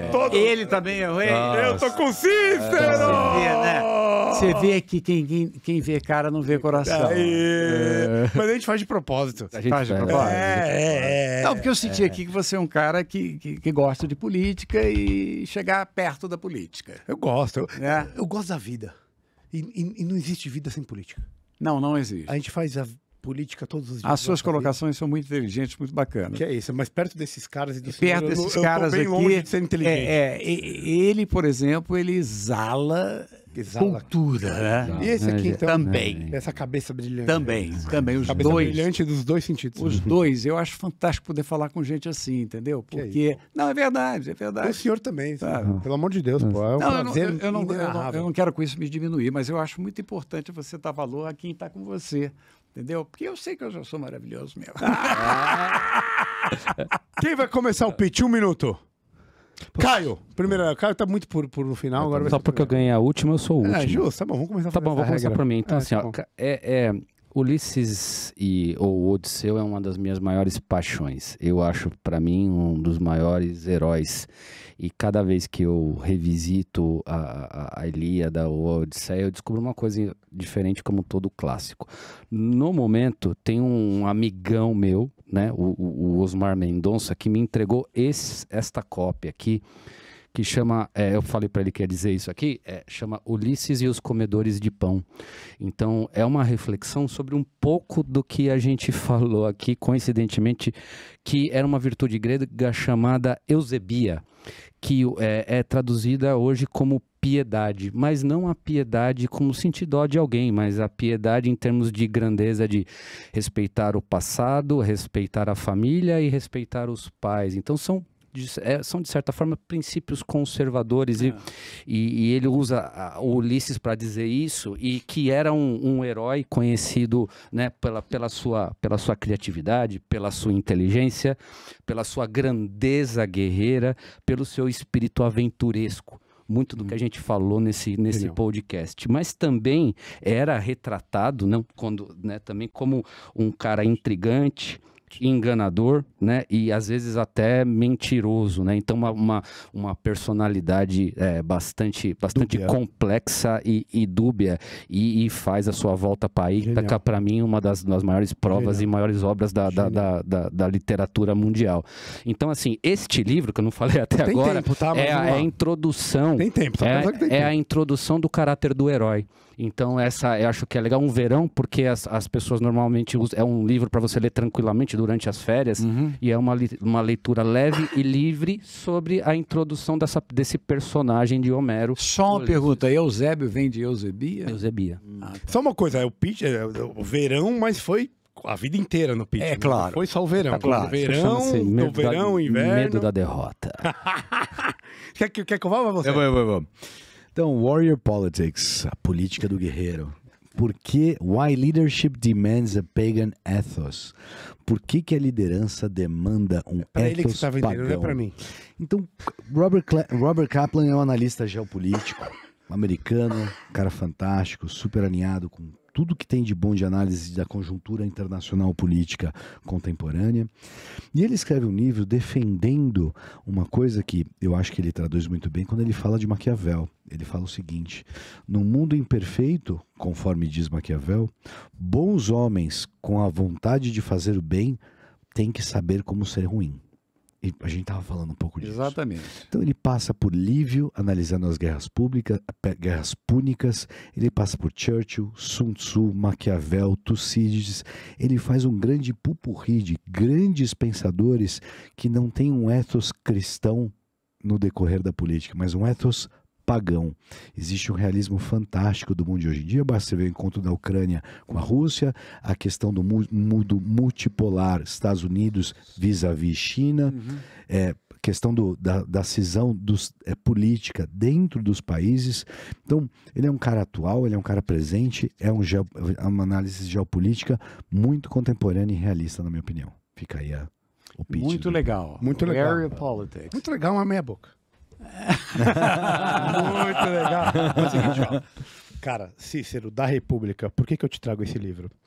Primeiro porque ele É um livro de um homem brilhante, especialmente como orador, que o diga Catilina. Sim. Opa. Para outro tão especial como o senhor. E por que ele? Porque nessa obra, a preferida dele próprio, é a obra preferida dele próprio, de um cara que foi um romano brilhante. Além de ele descrever a apologia ao amor, ele passa em revista toda a história de Roma através da voz de Cipião Africanos, que eu acho que provavelmente um dos maiores romanos, assim como ele também. Ele valoriza a família aqui dentro, que é tão apreciada por ti e por ele. Mas, sobretudo, por ti, pelo Senhor, bonito, assim como ele.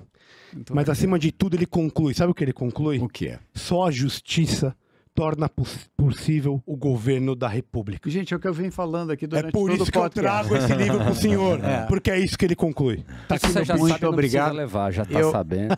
Eu quero depois que vocês autografem esse livro para mim. Não, pelo amor de Deus, eu não consigo autografar. Se eu fotógrafo aqui, eu sei que você não tem procuração dele, mas você pode ao amigo Eduardo com um abraço, entendeu? Agora, sabe, tem uma frase do Maquiavel que tem tudo a ver comigo. A melhor maneira de você vingar de uma pessoa é azucrinar essa pessoa. Justo. Eu posso até não ter o método correto, mas a pessoa fica sabendo do erro que ela cometeu. Difícil. Sabe? Ela fica sabendo. O erro que ela cometeu vai perseguir ela, porque eu vou azucrinar. Eu acho que já é alguma coisa, né? Edu. Em termos de pensar no próximo. Sem dúvida. Edu, meu íntimo. Não é mais senhor, é Edu. Por favor. Só fala assim na hora do pitch do livro. Isso aqui descaradeza. Isso aí é safadeza. Quem fez o melhor pitch e qual livro que você vai levar para casa?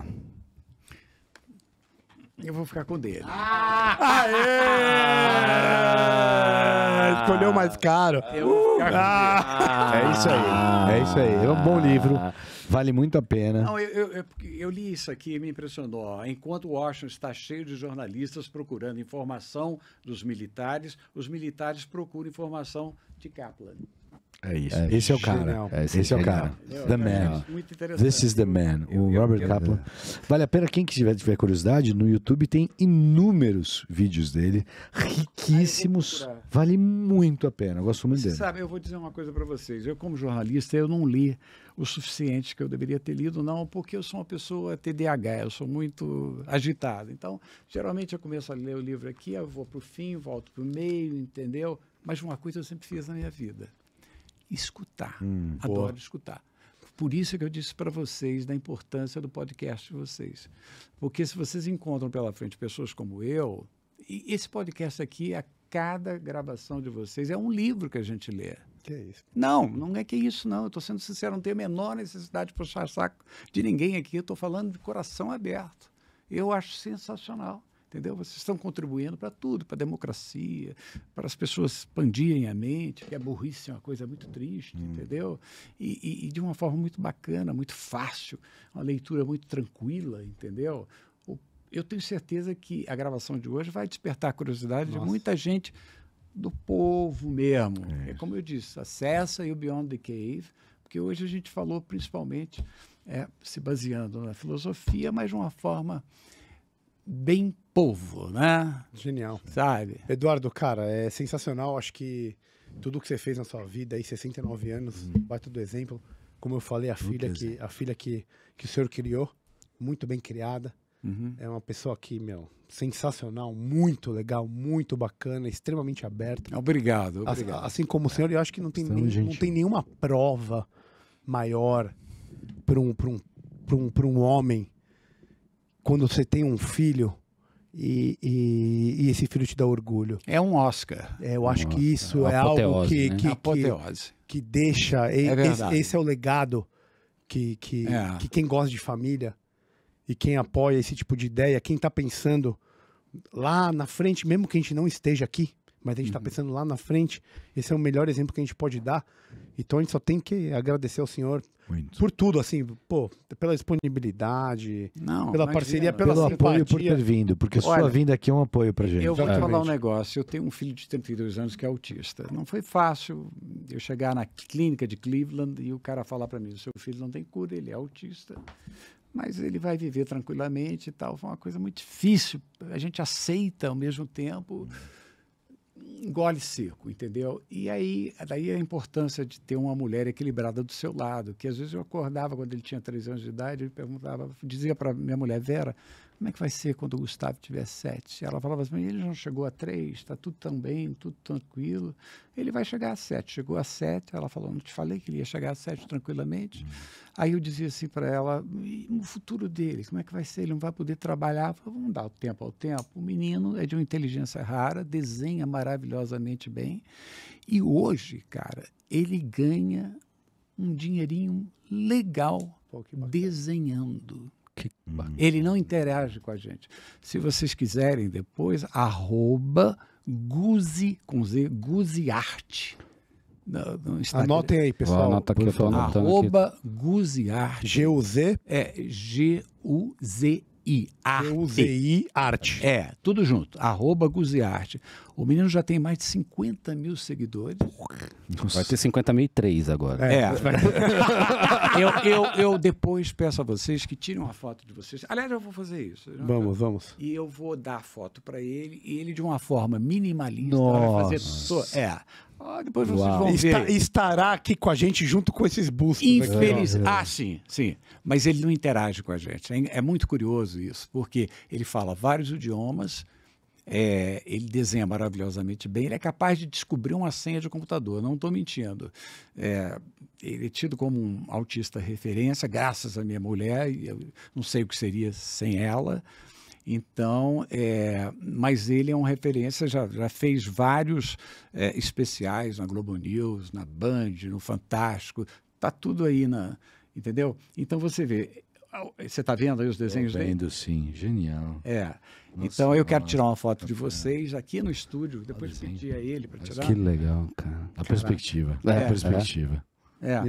E é um autodidata, então, quer dizer, toda aquela minha preocupação de antigamente, a gente chega à conclusão que, cara, nada é tão ruim que não possa piorar. Então, vamos... Ataraxia. Vamos falar de coisa boa. Ataraxia. Vamos atrás da vida boa. Não tem a menor dúvida. Quem foi o autor dessa palavra, hein? Não, é um conceito, que é Demócrito, né? É Demócrito que concebeu o conceito de ataraxia. Primeiro foi Demócrito, que foi importado para os estoicos e para os epicuristas. Você está falando, eu acredito. Não, é Demócrito. Veio de Demócrito. Para mim, tá assina embaixo. Vem no reginho. Batendo carimbo. Só uma perguntinha rápida aqui para vocês que entendem disso. O estoico é necessariamente uma má pessoa? Não.